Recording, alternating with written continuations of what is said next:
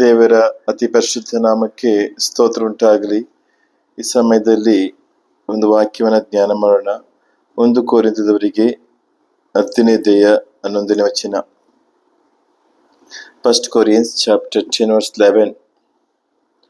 ಅವರಿಗೆ ಸಂಭವಿಸಿದ ಈ ಎಲ್ಲಾ ಸಂಗತಿಗಳು ನಿದರ್ಶನಗಳಾಗಿವೆ ಮತ್ತು ಲೋಕದ ಅಂತ್ಯಕ್ಕೆ ಬಂದಿರುವರಾದ ನಮಗೆ ಅವು ಬುದ್ಧಿವಾದಗಳಾಗಿ ಬರೆದಿವೆ. ದೇವರ ನಾಮಕ್ಕೆ ಸ್ತೋತ್ರ ಉಂಟಾಗಿ.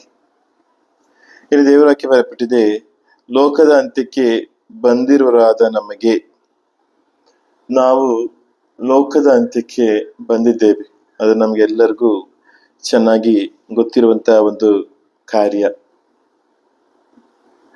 ನಮ್ಮ ಕರ್ತನಾದ ಯೇಸು ಕ್ರಿಸ್ತನು ವಾಗ್ದಾನ ಮಾಡಿರೋ ಪ್ರಕಾರ, ಈಗೋ ನಾನು ಹೋಗ್ತೇನೆ, ನಾನು ನಿಮ್ಗೋಸ್ಕರ ಒಂದು ಸ್ಥಳ ಸಿದ್ಧ ಮಾಡಿ ತಿರುಗಿ ಬಂದು ನನ್ನ ಬಳಿಗೆ ನಿಮ್ಮನ್ನ ಸೇರಿಸ್ಕೊಳ್ತೀನಿ ಅಂತ ಹೇಳಿ ಅವರು ವಾಗ್ದಾನ ಮಾಡಿ ಹೋಗಿದ್ದಾರೆ.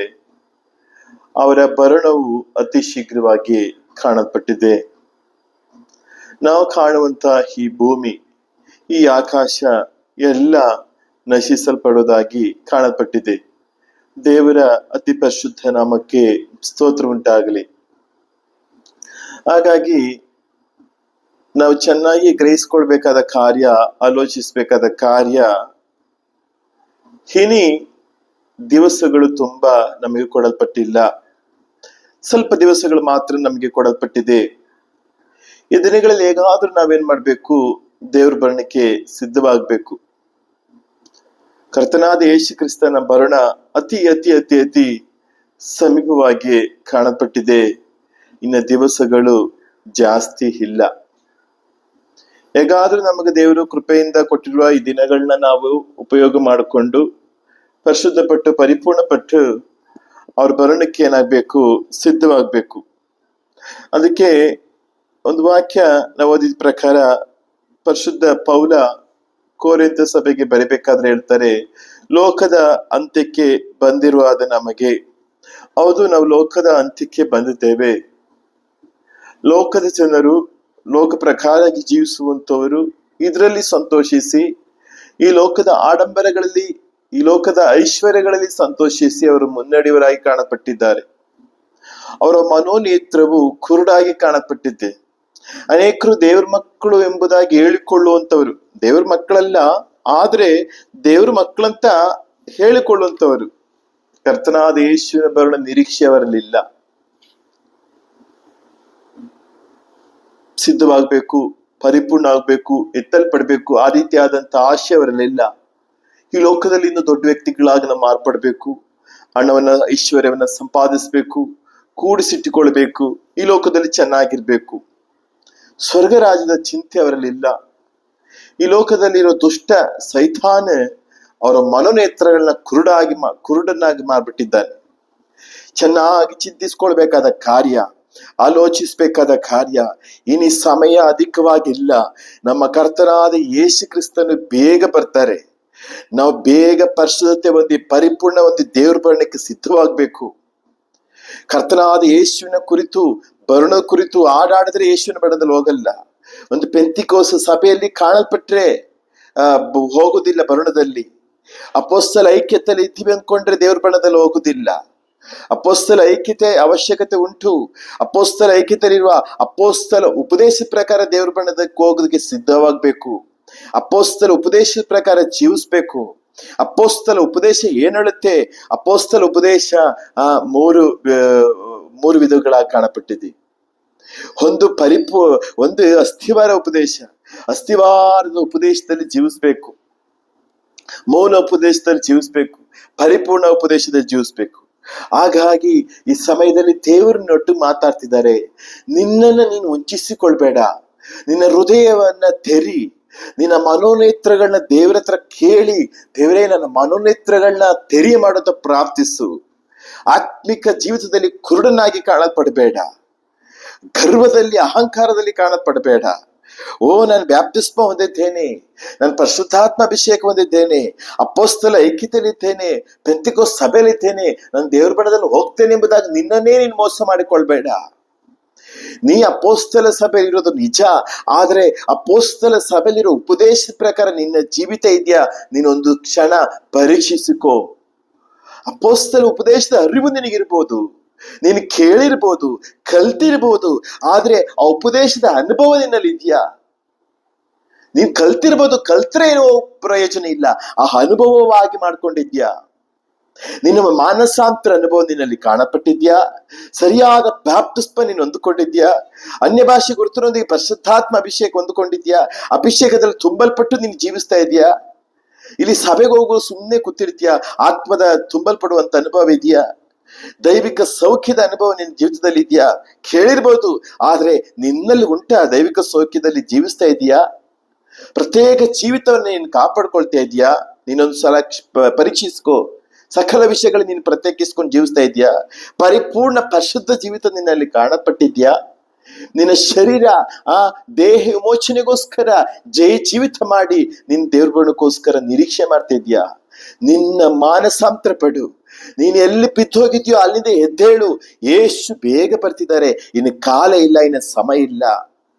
ದೇವರ ಅತಿ ಪರಿಶುದ್ಧ ನಾಮಕ್ಕೆ ಸ್ತೋತ್ರ ಉಂಟಾಗಲಿ. ಲೋಕದಲ್ಲಿ ನೋಡಿಯೋ ಕಾರ್ಯಗಳೆಲ್ಲ ನೋಡ್ತಿದ್ರೆ ಹೃದಯ ಜಲ್ಲ ಅನಿಸುತ್ತೆ.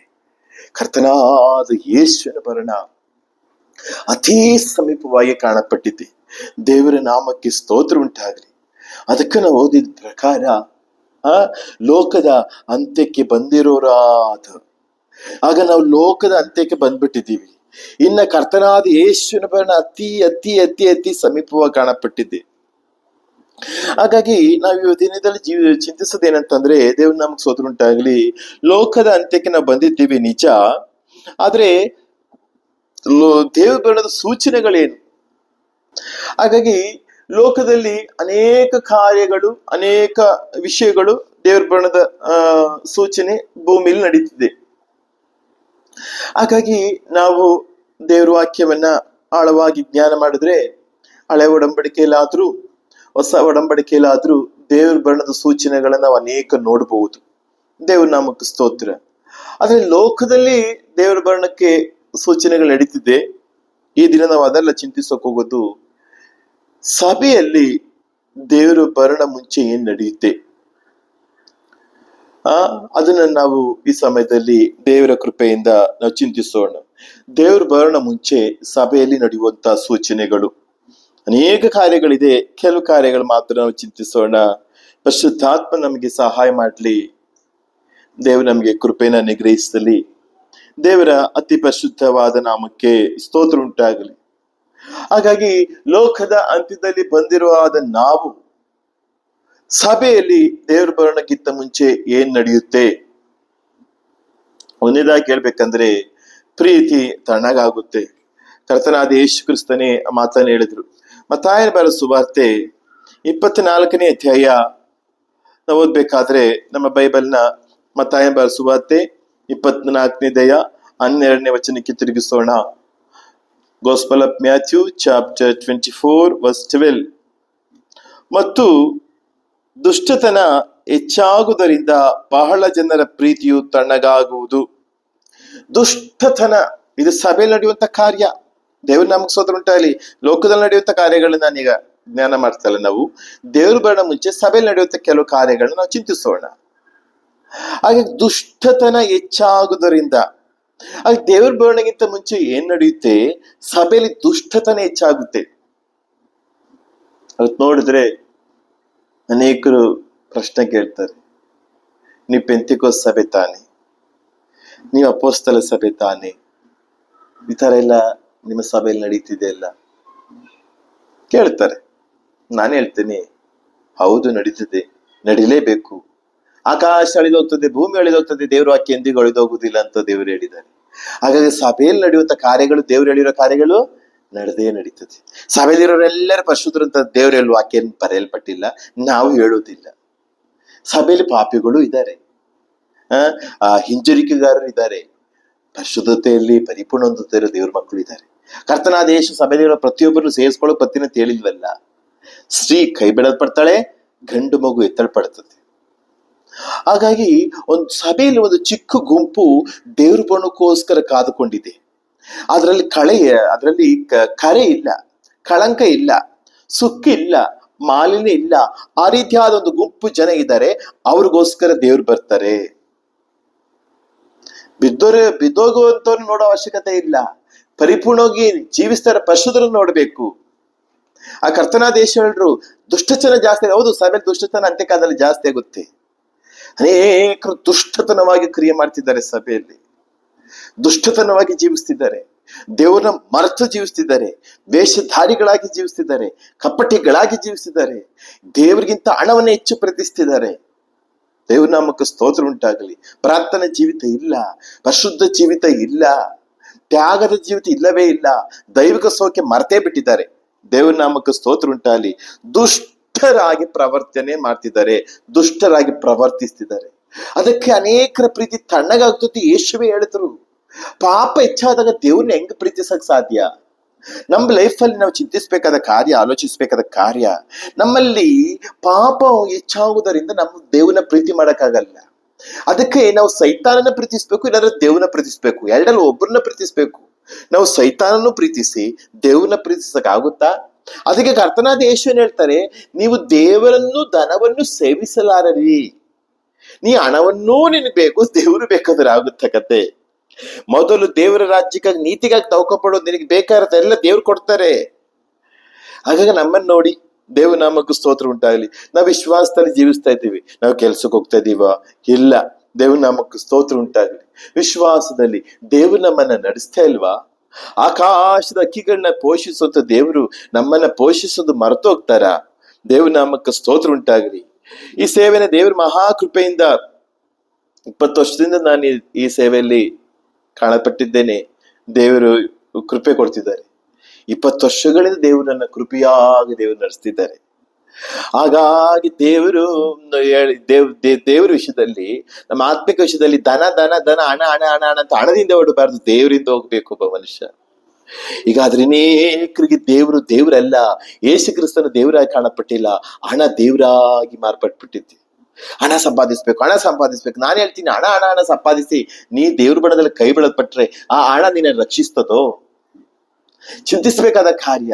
ಅನೇಕರು ಹಣ ಸಂಪಾದಿಸ್ಬೇಕು, ಹಣ ಸಂಪಾದಿಸೋದಕ್ಕೋಸ್ಕರ UK ಹೋಗ್ಬೇಕು, ಹಣ ಸಂಪಾದಿಸೋಸ್ಕರ ದುಬೈಗೆ ಹೋಗ್ಬೇಕು, ಹಣ ಸಂಪಾದಿಸೋದಕ್ಕೋಸ್ಕರ ಅಮೆರಿಕಗೆ ಹೋಗ್ಬೇಕು. ನೀ ಕೋಟಿ ಕೋಟಿ ಕೋಟಿ ಹಣ ಸಂಪಾದಿಸಿದ್ರು ನೀ ದೇವ್ರ ಬಣದಲ್ಲಿ ಕೈ ಬಿಡಲ್ಪಟ್ರೆ ಆ ಹಣ ನಿನ್ನನ್ನ ಕಾಪಾಡ್ತದ? ಆ ನಿತ್ಯ ರಾಜ್ಯವನ್ನ ನೀನ್ ಕಳ್ಕೊಳ್ತಿಯಲ್ಲ, ಆ ಚಿಯೋನ್ ಯೆರೂಶಲೇಮ್ ನೀನ್ ಕಳ್ಕೊಳ್ತಿಯಲ್ಲ. ನೀನ್ ಮಾನಸಾಂತರ ಪಡು. ಹಣವನ್ನ ಪ್ರೀತಿಸ್ಬೇಡ, ಕರ್ತನನ್ನ ಪ್ರೀತಿಸು. ನಿನಗ್ ಬೇಕಾಗಿರೋ ಸಕಲವನ್ನ ತೂಗಡಿಸಿದ ದೇವರು, ನಿದ್ರಿಸದ ದೇವರು ನಿನಗೆ ಕೊಡ್ತಾರೆ. ನಿನ್ನ ಪೋಷಿಸಲು ಅವರು ಮರೆತು ಬಿಡುವುದಿಲ್ಲ. ನಿನಗೆ ಬೇಕಾದ ಸಕಲವು ಅವರಿಗೆ ಗೊತ್ತು, ಅವ್ರು ನಿನಗೆ ಕೊಡ್ತಾರೆ.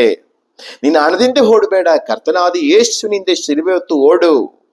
ಹಾಗಾಗಿ ಅಖಿಲಾಂಡವನ್ನ ಸೃಷ್ಟಿಸಿರೋ ದೇವರು ನಿನ್ನನ್ನು ಪೋಷಿಸುವುದಕ್ಕೆ ಅವರಿಗೆ ದೊಡ್ಡ ವಿಷಯ ಅಲ್ಲವೇ ಅಲ್ಲ. ಅವರ ಕೈ ಮೋಟುಗೈ ಅಲ್ವಲ್ಲ.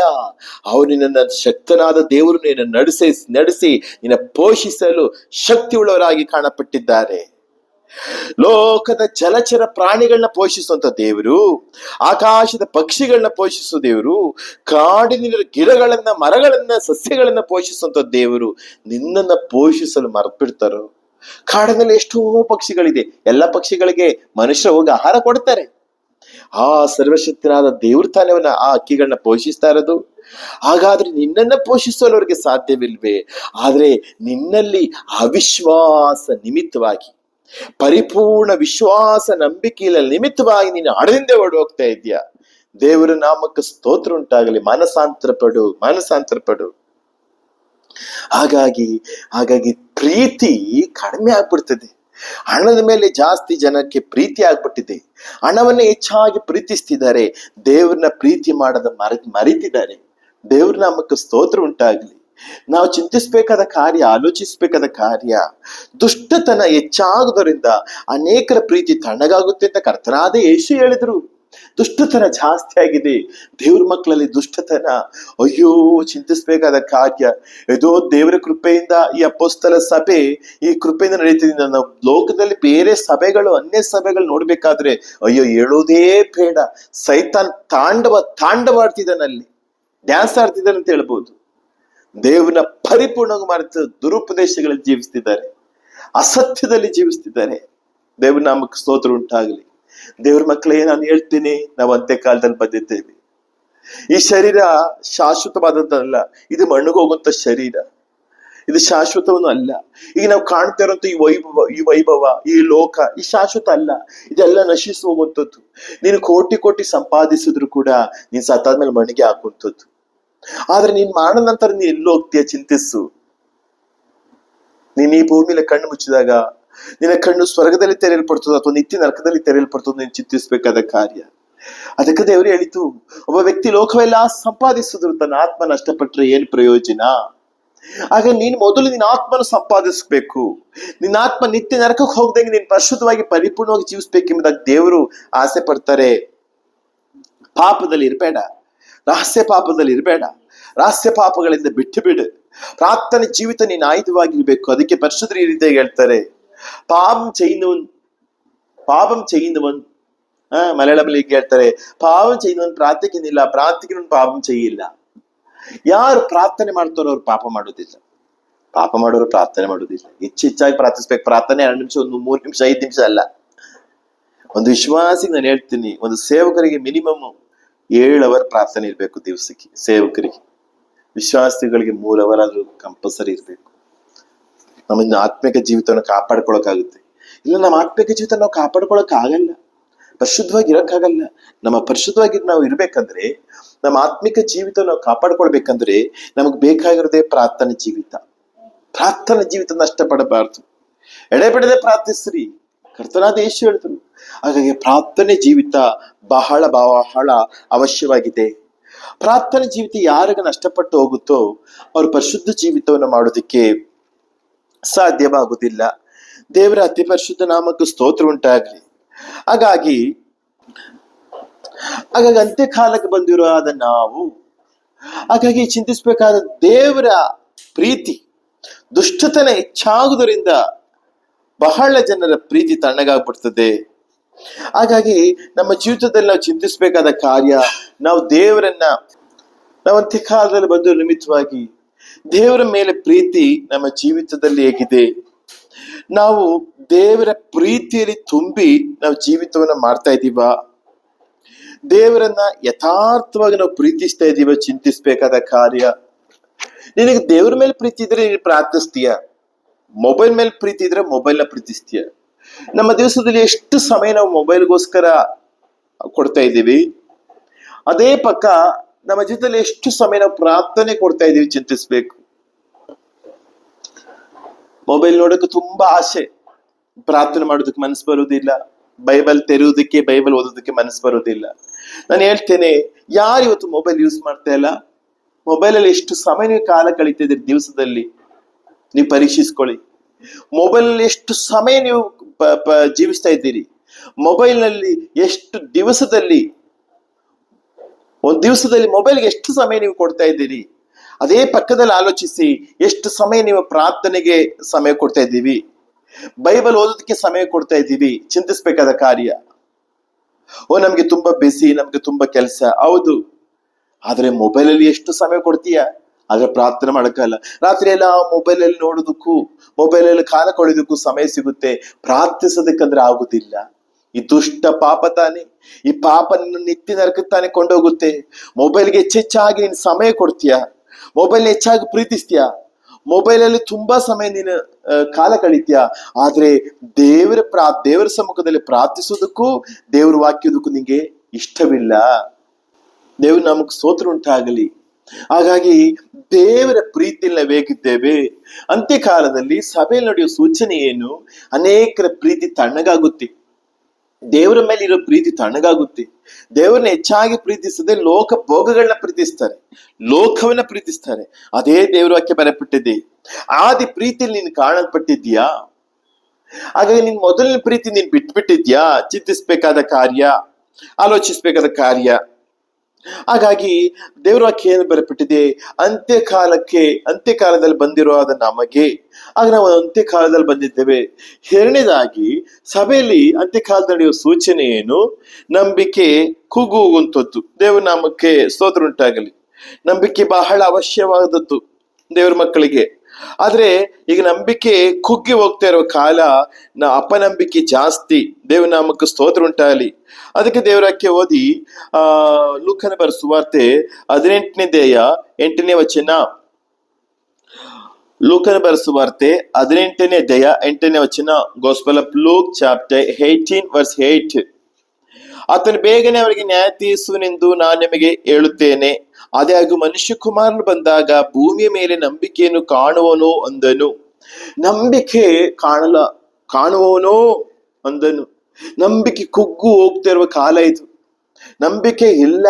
ದೇವನಾಮಕ್ಕೆ ಸ್ತೋತ್ರ ಉಂಟಾಗಲಿ. ಹೆಸರೇನೋ ವಿಶ್ವಾಸಿಗಳು, ಆದ್ರೆ ಅವ್ರ ಜೀವಿತದಲ್ಲಿ ವಿಶ್ವಾಸ ಇಲ್ಲ. ದೇವನಾಮಕ್ಕೆ ನಾನು ಯಾವಾಗ್ಲೂ ಹೇಳ್ತೇನೆ, ಕೇರಳದಲ್ಲಿ ಒಂದು ಅಪ್ಪಂ ಇದೆ, ನೈಯಪ್ಪಂ. ದೇವನಾಮಕ್ಕೆ ಸ್ತೋತ್ರ ಉಂಟಾಗಲಿ. ಒಂದು ಅಪ್ಪಂ ಅದು. ನಮ್ಮ ಭಾಷೆಯಲ್ಲಿ ಕನ್ನಡದಲ್ಲಿ ಹೇಳ್ಬೇಕಂದ್ರೆ ಕಜ್ಜಾಯ ರೀತಿಯಾಗಿರ್ತದೆ. ಕಜ್ಜಾಯ ಅಂತ ಹೇಳ್ತೀವಿ ನೋಡಿ, ಆ ರೀತಿಯಾಗಿರ್ತದೆ. ಸ್ವಲ್ಪ ಡಿಫ್ರೆಂಟ್ ಇರುತ್ತೆ. ಕೇರಳದಲ್ಲಿ ಅದನ್ನ ನೇಯಪ್ಪಂ ಅಂತ ಹೇಳ್ತಾರೆ. ಆದ್ರೆ ಒಂದು ಕಾಲದಲ್ಲಿ ಆ ಅಪ್ಪಂ, ನೇಯಪ್ಪಂ, ನೆಯ್ ಅಂದ್ರೆ ತುಪ್ಪದಲ್ಲಿ ಅದನ್ನ ಮಾಡ್ತಿದ್ರು. ತುಪ್ಪದಲ್ಲಿ ಮೀನ್ಸ್ ತುಪ್ಪದಲ್ಲಿ ಬೇಯಿಸ್ತಿದ್ರು, ಎಣ್ಣೆಲಿ ತುಪ್ಪದಲ್ಲಿ ಬೇಯಿಸ್ತಿದ್ರು. ಈಗ ತುಪ್ಪದಲ್ಲಿ ಬೇಯಿಸೋದಿಲ್ಲ, ತುಪ್ಪ ಒಂದ್ ಸ್ಪೂನ್ ಹಾಕೋದಿಲ್ಲ, ಅದು ಕೊಬ್ಬರಿ ಎಣ್ಣೆಯಲ್ಲಿ ಬೇಯಿಸ್ತಾರೆ. ಅದ್ರ ಇವಾಗ್ಲೂ ಹೆಸರು ಏನಂದ್ರೆ ಅದರ ಹೆಸರು ನೆಯ್ಯಪ್ಪಂ. ಅದೇ ರೀತಿಯಾಗಿ ನಾನು ಹೇಳ್ತೇನೆ, ಹೆಸರು ನೋಡ್ರೆ ವಿಶ್ವಾಸಿಗಳು, ಏನು ವಿಶ್ವಾಸಿಗಳು, ಆದ್ರೆ ಅವ್ರ ಜೀವಿತದಲ್ಲಿ ವಿಶ್ವಾಸ ಒಂದ್ ಸ್ಪೂನು ಇಲ್ಲ, ಒಂದ್ ಸ್ವಲ್ಪನೂ ಅಲ್ಪ ಪೋಲು ವಿಶ್ವಾಸ ಇಲ್ಲ. ನಿನಗೆ ವಿಶ್ವಾಸ ಇದ್ರೆ ವೈದ್ಯರಲ್ಲಿ ಏಕೆ ನೀನು ಆಶ್ರಯಿಸ್ತೀಯ? ಸರ್ವಶಕ್ತನಾದ ದೇವರ ಮೇಲೆ ನಿನಗೆ ವಿಶ್ವಾಸ ಇದ್ರೆ, ನಿನಗೋಸ್ಕರ ಆಕಾಶದ ಕೆಳಗೆ ಭೂಮಿ ಮೇಲೆ 3 ಮೊಳೆಗಳಿಂದ ತೂಗಳಲ್ಪಟ್ಟಂತ ಯೇಸುವಿನ ಮೇಲೆ ನಿನಗೆ ವಿಶ್ವಾಸ ಇದ್ರೆ, ಅವರ ಗಾಯಗಳ ಮೇಲೆ ನಿನಗೆ ವಿಶ್ವಾಸ ಇದ್ರೆ, ನೀನು ಏಕೆ ವೈದ್ಯರನ್ನ, ಮೆಡಿಸಿನ್ ವಿಶ್ವಾಸ ಮಾಡ್ತೀಯ? ನಿನಗೆ ಯಥಾರ್ಥವಾದ ಆ ಕಲ್ವಾರಿಯಲ್ಲಿ ತೂಗಾಡದಂತ ಆ ಕಲ್ವಾರಿ ನಾಥನ ಯೇಸುವಿನ ಮೇಲೆ ನಿನಗೆ ವಿಶ್ವಾಸ ಇದ್ರೆ, ಅವರ ರಕ್ತದಲ್ಲಿ ನಿನಗೆ ವಿಶ್ವಾಸ ಇದ್ರೆ, ಅವರ ಗಾಯಗಳಲ್ಲಿ ನಿನಗೆ ವಿಶ್ವಾಸ ಇದ್ರೆ, ನೀನ್ ವೈದ್ಯರನ್ನ ಹುಡಿಕೊಂಡು ಹೋಗುದಿಲ್ಲವೇ? ನಿನ್ಗೆ ರೋಗ ಬಂದ ನೀನ ಕಲ್ವಾರಿ ತಾನೇ ಹುಡುಕೋ ಬರಬೇಕು. ಆದ್ರೆ ನೀನಲ್ಲಿ ವಿಶ್ವಾಸ ಇಲ್ಲದ ಕಾರಣ ನಿನಗೆ ಅಸುಖಗಳು, ರೋಗಗಳು, ಬಲಹೀನಗಳು ಬರ್ಬೇಕಾದ್ರೆ, ವ್ಯಾಧಿಗಳು ಬರ್ಬೇಕಾದ್ರೆ ನೀನ್ ವೈದ್ಯರನ್ನ ಹುಡುಕಿ ಹೋಗ್ತಾ ಇದೆಯಾ ಹೊರತು ಆ ಕಲ್ವಾರಿನ ಹುಡುಕಿ ಬರ್ತಾ ಇಲ್ಲ. ಒಂದು ಸಲ ನಿನ್ ಕಣ್ಣೆತ್ತಿಯ ಕಲ್ವಾರಿ ನೋಡು. ಆಕಾಶದ ಕೆಳಗೆ ಭೂಮಿ ಮೇಲೆ ಚಚ್ಚಲ್ಪಟ್ಟ ಯೇಸು ನಿನಗೆ ಸೌಖ್ಯ ಕೊಡ್ತಾರೆ. ಕರ್ತನಾದ ಯೇಸುವಿನ ಬಣ್ಣದಲ್ಲಿ ಹೋಗುದಕ್ಕೆ ದೈವಿಕ ಸೌಖ್ಯ ಉಪದೇಶ ತುಂಬಾ ಅವಶ್ಯವಾಗಿದೆ. ದೈವಿಕ ಸೌಖ್ಯದಲ್ಲಿ ಇಲ್ಲ ಅಂದ್ರೆ ದೇವ್ರ ಬಣ್ಣದಲ್ಲಿ ರೂಪಾಂತರ ಪಡೋಕ್ಕಾಗುದಿಲ್ಲ. ನೀ ಕರ್ತನಾದ ಯೇಸುವಿನ ಬಣ್ಣದಲ್ಲಿ ಎತ್ತಲ್ಪಡ್ಬೇಕಾದ್ರೆ ನೀ ದೈವಿಕ ಸೌಖ್ಯದಲ್ಲಿ ಜೀವಿಸಲೇಬೇಕು. ಯಾರು ದೈವಿಕ ಸೌಖ್ಯದಲ್ಲಿ ಜೀವಿಸುವುದಿಲ್ಲೋ ಅವ್ರ ಬಣ್ಣದಲ್ಲಿ ಹೋಗೋದಕ್ಕಾಗುದಿಲ್ಲ, ಶರೀರ ರೂಪಾಂತರವಾಗುವುದಿಲ್ಲ. ಚಿಂತಿಸಬೇಕಾದ ವಿಷಯ. ದೇವನಾಮಕ್ಕೆ ಸ್ತೋತ್ರ ಉಂಟಾಗಲಿ.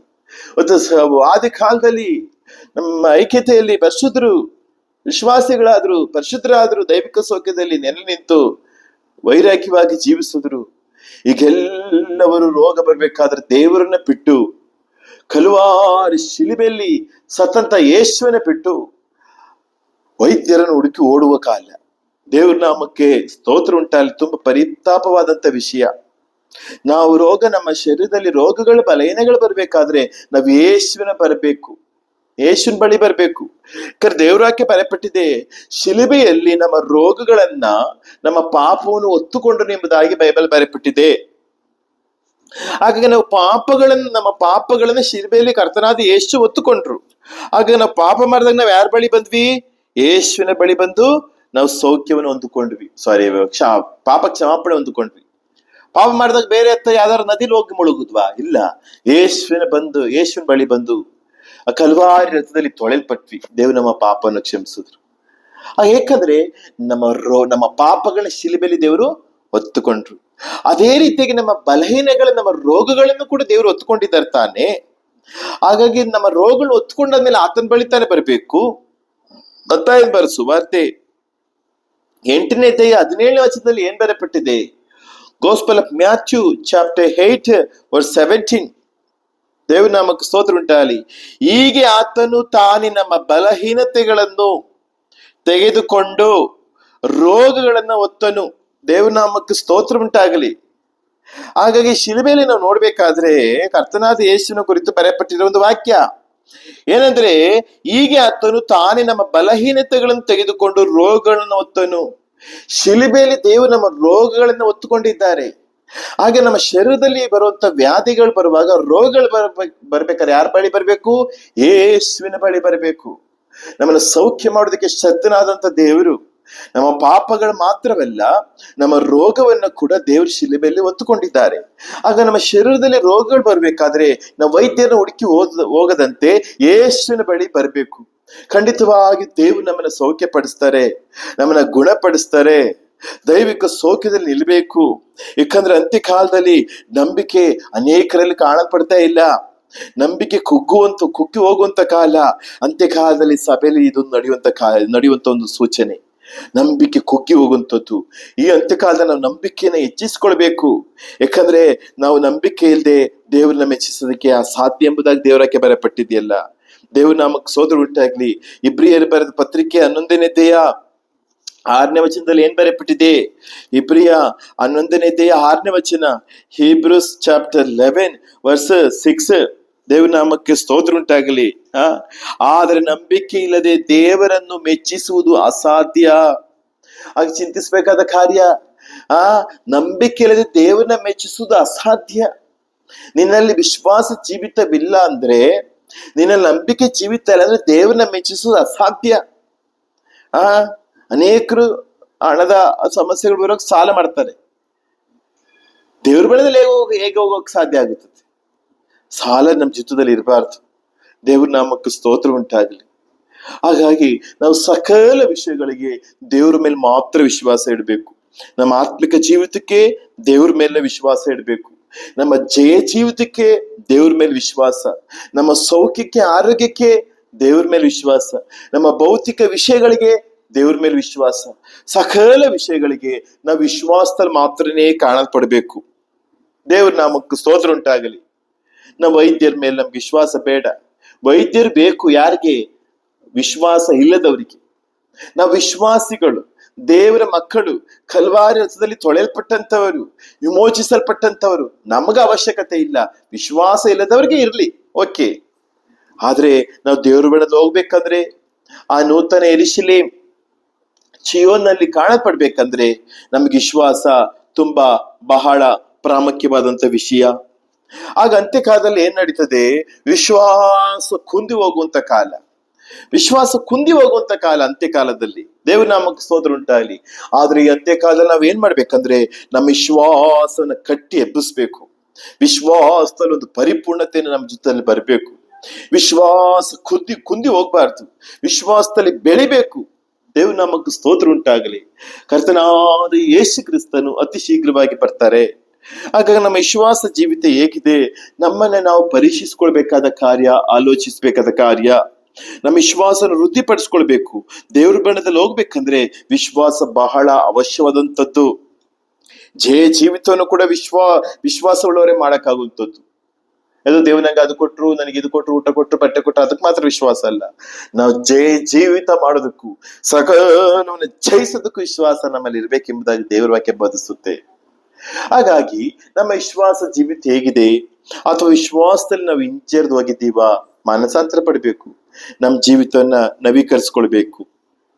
ಆಗ ದೇವರ ವಾಕ್ಯ ಬರಪಟ್ಟಿದೆ, ಲೋಕದ ಅಂತ್ಯಕ್ಕೆ ಬಂದಿರೋದ ನಾವು. ಲೋಕಾಂತ್ಯದಲ್ಲಿ ಸಭೆಯಲ್ಲಿ ಏನ್ ನಡೀತದೆ? 3ನೇ ಕಾರ್ಯ, ವಂಚಿಸುವಂತ ಆತ್ಮಗಳು ಕ್ರಿಯೆ ಮಾಡ್ತಿದೆ. ಸಭೆಯಲ್ಲಿ ಭಯಂಕರ ಕ್ರಿಯೆ. ಇದು ಲೋಕದ ಅಂತ್ಯಕ್ಕೆ ಬಂದಿರೋ ಕಾರಣ. ದೇವ್ರ ನಾಮಕ್ಕೆ ಸ್ತೋತ್ರ ಉಂಟಾಗಲಿ. 1 ತಿಮೋತಿಯಲ್ಲಿ ಬರೆಯಲ್ಪಟ್ಟಿದೆ 4ನೇ ಅಧ್ಯಾಯ 1ನೇ ವಚನ. 1 ತಿಮೋತಿ ಚಾಪ್ಟರ್ 4 ವರ್ಸ್ 1.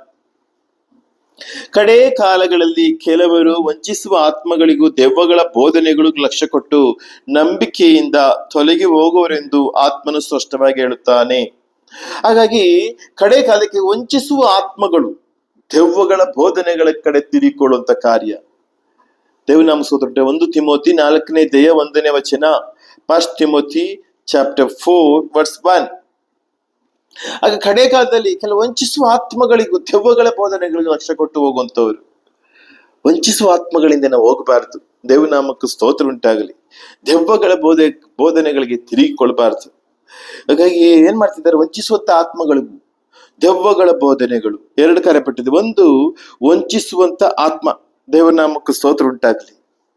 ಹಾಗಾಗಿ 2ನೇದು ದೆವ್ವಗಳ ಬೋಧನೆ. ದೇವನಾಮಕ್ಕೆ ಸ್ತೋತ್ರ ಉಂಟಾಗಲಿ. ನಾವ್ ಯಾವ ಬೋಧಲ್ಲಿ ನಿಂತಿದ್ದೀವಿ ನಮ್ಮನ್ನು ಚಿಂತಿಸ್ಬೇಕು. ಹಾಗಾಗಿ ಒಂದೇದು ವಂಚಿಸುವಂತ ಆತ್ಮಗಳು, ಚಿಂತಿಸೋಣ. ವಂಚಿಸುವಂತ ಆತ್ಮ. ಹಾಗಾಗಿ ನೀನ್ ನಿಂತಿರೋದು ಸತ್ಯ ಅಪೊಸ್ತಲ ಐಕ್ಯತೆಯಲ್ಲಿ, ಉಪದೇಶದಲ್ಲಿ ಐಕ್ಯಪಟ್ಟಿದ್ಯಾ? ದೇವರು ಸ್ವಾರಕ್ತ ಕೊಂಡ ಸಭೆಯಲ್ಲಿ ಕಾಣಪಟ್ಟಿದ್ಯಾ? ದೇವರನ್ನ ಪ್ರೀತಿಸಿ ಅಪೊಸ್ತಲ ಉಪದೇಶ ದೇವರನ್ನ ಕೊಟ್ಟಿದ್ದಾರೆ, ಅಪೊಸ್ತಲರ ಐಕ್ಯತೆ ದೇವರು ಕೊಟ್ಟಿದ್ದಾರೆ. ಆದ್ರೆ ಅನೇಕರಲ್ಲಿ ಅಂತ್ಯಕಾಲದಲ್ಲಿ ನಡೀತಾ ವಂಚಿಸುವಂತ ಆತ್ಮಗಳ ಕ್ರಿಯೆ ಮಾಡ್ತದೆ. ಅದ್ಭುತ ಅತಿಶಯಗಳಿಂದ ಓಡಿ ಹೋಗ್ತಾರೆ. ಓ ಭಯಂಕರ ಅತಿಶಯ ಅದ್ಭುತಗಳು ನಡೀತದೆ. ಓ ಭಯಂಕರವಾಗಿ ಬೆಳಕಲ್ಲಿ ಬಂದ್ಬಿಡ್ತು, ನನಗೆ ಅಭಿಷೇಕ ಬಂದ್ಬಿಡ್ತು. ದೇವನಿ ಎಲ್ಲಿ ಕೂತಿರೋ ಅಭಿಷೇಕ ಕೊಡ್ತಾರೆ, ಅದು ಬೇರೆ ವಿಷಯ. ಭಯಂಕರ ವಂಚಿಸುವಂತ ಆತ್ಮಗಳು, ಮೋಡಲ್ ಆರಾಧನೆಗಳು. ದೇವ ನಮಗ್ ಸ್ತೋತ್ರ ಉಂಟಾಗಲಿ.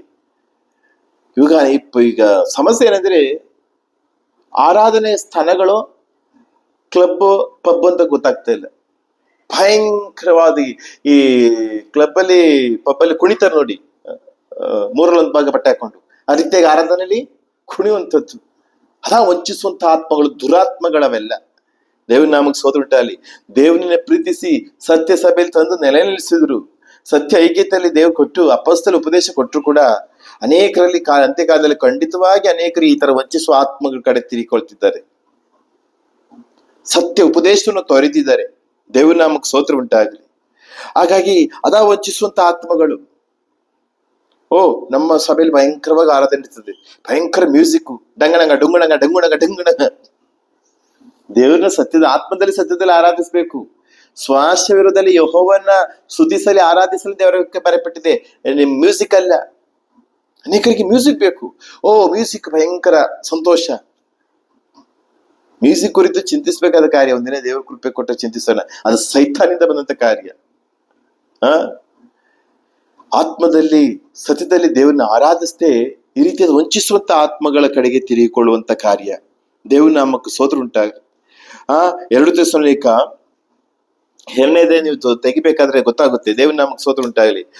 2 ತೆಸಲೋನಿಕ ದೇವ್ರ ನಾಮಕ್ಕೆ ಸ್ತೋತ್ರ ಉಂಟಾಗಲಿ. 2ನೇದಲ್ಲಿ ನಾವು ಓದ್ಬೇಕಾದ್ರೆ ದೇವ್ರ ವಾಕ್ಯಲ್ಲಿ ಸ್ಪಷ್ಟವಾಗಿಯೇ ಬರೆಯಪಟ್ಟಿದೆ. 2ನೇ ತೆಸಲೋನಿಕ ದೇವ್ರ ನಾಮಕ್ಕೆ ಸ್ತೋತ್ರ ಉಂಟಾಗಲಿ. 2ನೇ ಅಧ್ಯಾಯ 9ನೇ ವಚನದಿಂದ ಓದಿ. 2ನೇ ತೆಸಲೋನಿಕ 2ನೇ ಅಧ್ಯಾಯ 9ನೇ ವಚನದಿಂದ. Second Thessalonians chapter 2 verse 9, 10, 11. ಆ ಕೆಡುಕನ ಬರುವಿಕೆಯು ಸೈತಾನನ ಕಾರ್ಯಾನುಸಾರವಾಗಿರುವುದು. ಅದು ಎಲ್ಲಾ ಶಕ್ತಿಯಿಂದಲೂ ಸೂಚಕ ಕಾರ್ಯಗಳಿಂದ ಸುಳ್ಳಾದ ಅದ್ಭುತ ಕಾರ್ಯಗಳಿಂದಲೂ ದುರ್ನೀತಿಯ ಎಲ್ಲಾ ವಂಚನೆಯಿಂದಲೂ ಕೂಡಿ ನಾಶವಾಗುವರಲ್ಲಿ ಸಂಭವಿಸುವುದು. ಅವರು ಪ್ರೀತಿಯ ಸತ್ಯವನ್ನು ಅಂಗೀಕರಿಸದ ಕಾರಣ ರಕ್ಷಣೆ ಹೊಂದುವುದಿಲ್ಲ. ಆಗ ಕೆಡುಕನ ಇದು ಅಂತ್ಯಕ್ರಿಸ್ತನಲ್ಲಿ ನಡೆಯುತ್ತ ಅಂತ್ಯಕ್ರಿಸ್ತನ ಸಂಬಂಧಪಟ್ಟಂತ ಕಾರ್ಯ, ಉಪದ್ರವ ಕಾಲದಲ್ಲಿ ನಡೆಯುವಂತ ಕಾರ್ಯ. ಆದ್ರೂ ಅಲ್ಲಿ ಬರೆಯಪಟ್ಟಿದೆ, ಅದು ಸೈತಾನನ ಕಾರ್ಯ ಅನುಸಾರವಾಗಿ ಹೆಂಗಿರ್ತದೆ ಅಂದ್ರೆ, ಅದು ಎಲ್ಲ ಶಕ್ತಿಯಿಂದಲೂ ಸೂಚಕ ಕಾರ್ಯಗಳಿಂದ ಅದ್ಭುತ ಕಾರ್ಯಗಳಿಂದಲೂ ಸುಳ್ಳಾದ ಅದ್ಭುತಗಳು ಸೂಚಕ ಕಾರ್ಯಗಳು ಸೈತಾನ್ ತೋರಿಸ್ತಾನೆ. ಉಪದ್ರವ ಕಾಲದಲ್ಲಿ ಸೈತಾನ್ ಅದೇ ತರ ಜನಗಳನ್ನ ಅಂತ್ಯಕ್ರಿಸ್ತನು ಇದು ಮಾಡ್ತಾನೆ.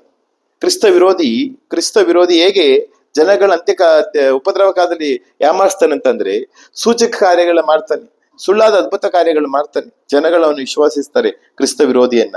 ದೇವ್ರ ನಾಮಕ್ಕೆ ಸ್ತೋತ್ರ ಉಂಟಾಗಲಿ. ಚಿಂತಿಸಬೇಕಾದ ಕಾರ್ಯ, ಆಲೋಚಿಸಬೇಕಾದ ಕಾರ್ಯ. ಇವತ್ತು ಸತ್ಯಸಭೆಯಲ್ಲಿ ಏನುಗೊಂಡ್ರು, ಆ ಸಭೆಯಲ್ಲಿ ಅದ್ಭುತ ಶಿಷ್ಯಗಳು ಭಯಂಕರ ನಡೀತದೆ. ಅಪಾಶ ತಲೆ ಮೇಲೆ ಕೈ ಇಟ್ಟ ತಕ್ಷಣ ಭಯಂಕರ ಅದ್ಭುತಗಳ ದಿಶೆಗಳು ನಡೀತದೆ. ಭಯಂಕರವಾದ ಇದು ಅಂದ್ಬಿಟ್ಟು ಅಂತ ಹೇಳಿ ಜನಗಳು ಸತ್ಯ ಉಪದೇಶವನ್ನು ತೊರೆದು ವಂಚಿಸುವಂತ ಆತ್ಮಗಳ ಕಡೆ ತಿರುಗಿಕೊಳ್ಳುವಂತ ಒಂದು ಕಾರ್ಯ. ದೇವ್ರ ನಾಮಕ್ಕೆ ಸ್ತೋತ್ರ ಉಂಟಲ್ಲ. ಎಷ್ಟು ಪರಿತಾಪ, ಎಷ್ಟು ದುಃಖಕರ. ನೀ ಸತ್ಯ ಅಪೊಸ್ತಲ ಉಪದೇಶದಲ್ಲಿ ನಿನ್ನನ್ನು ಐಕ್ಯ ಪಡಿಸಾದ್ಮೇಲೆ ನೀನ್ ಕಂಡ ಎಲ್ಲ ಕಡೆ ತಿರುಗ್ತಿಯಲ್ಲ, ಅಂದಿತ ಜೀವಿತ ಮಾಡ್ಬೇಡ ನೀನು. ದೇವ್ರ ನಾಮಕ್ಕೆ ಸ್ತೋತ್ರ ಉಂಟಾಗಲಿ. ಯಾರ ಕರೆದ್ರು ಓಡೋಗೋದು ಹಿಂದೆ. ನಮ್ ಚರ್ಚಲ್ಲಿ ವಾರ ಪಾಸ್ಟಿಕ್ ಪ್ರೇ ಇದೆ, ಓಡೋಗೋದು ಈ ಕಡೆ, ಓಡೋಗೋದು.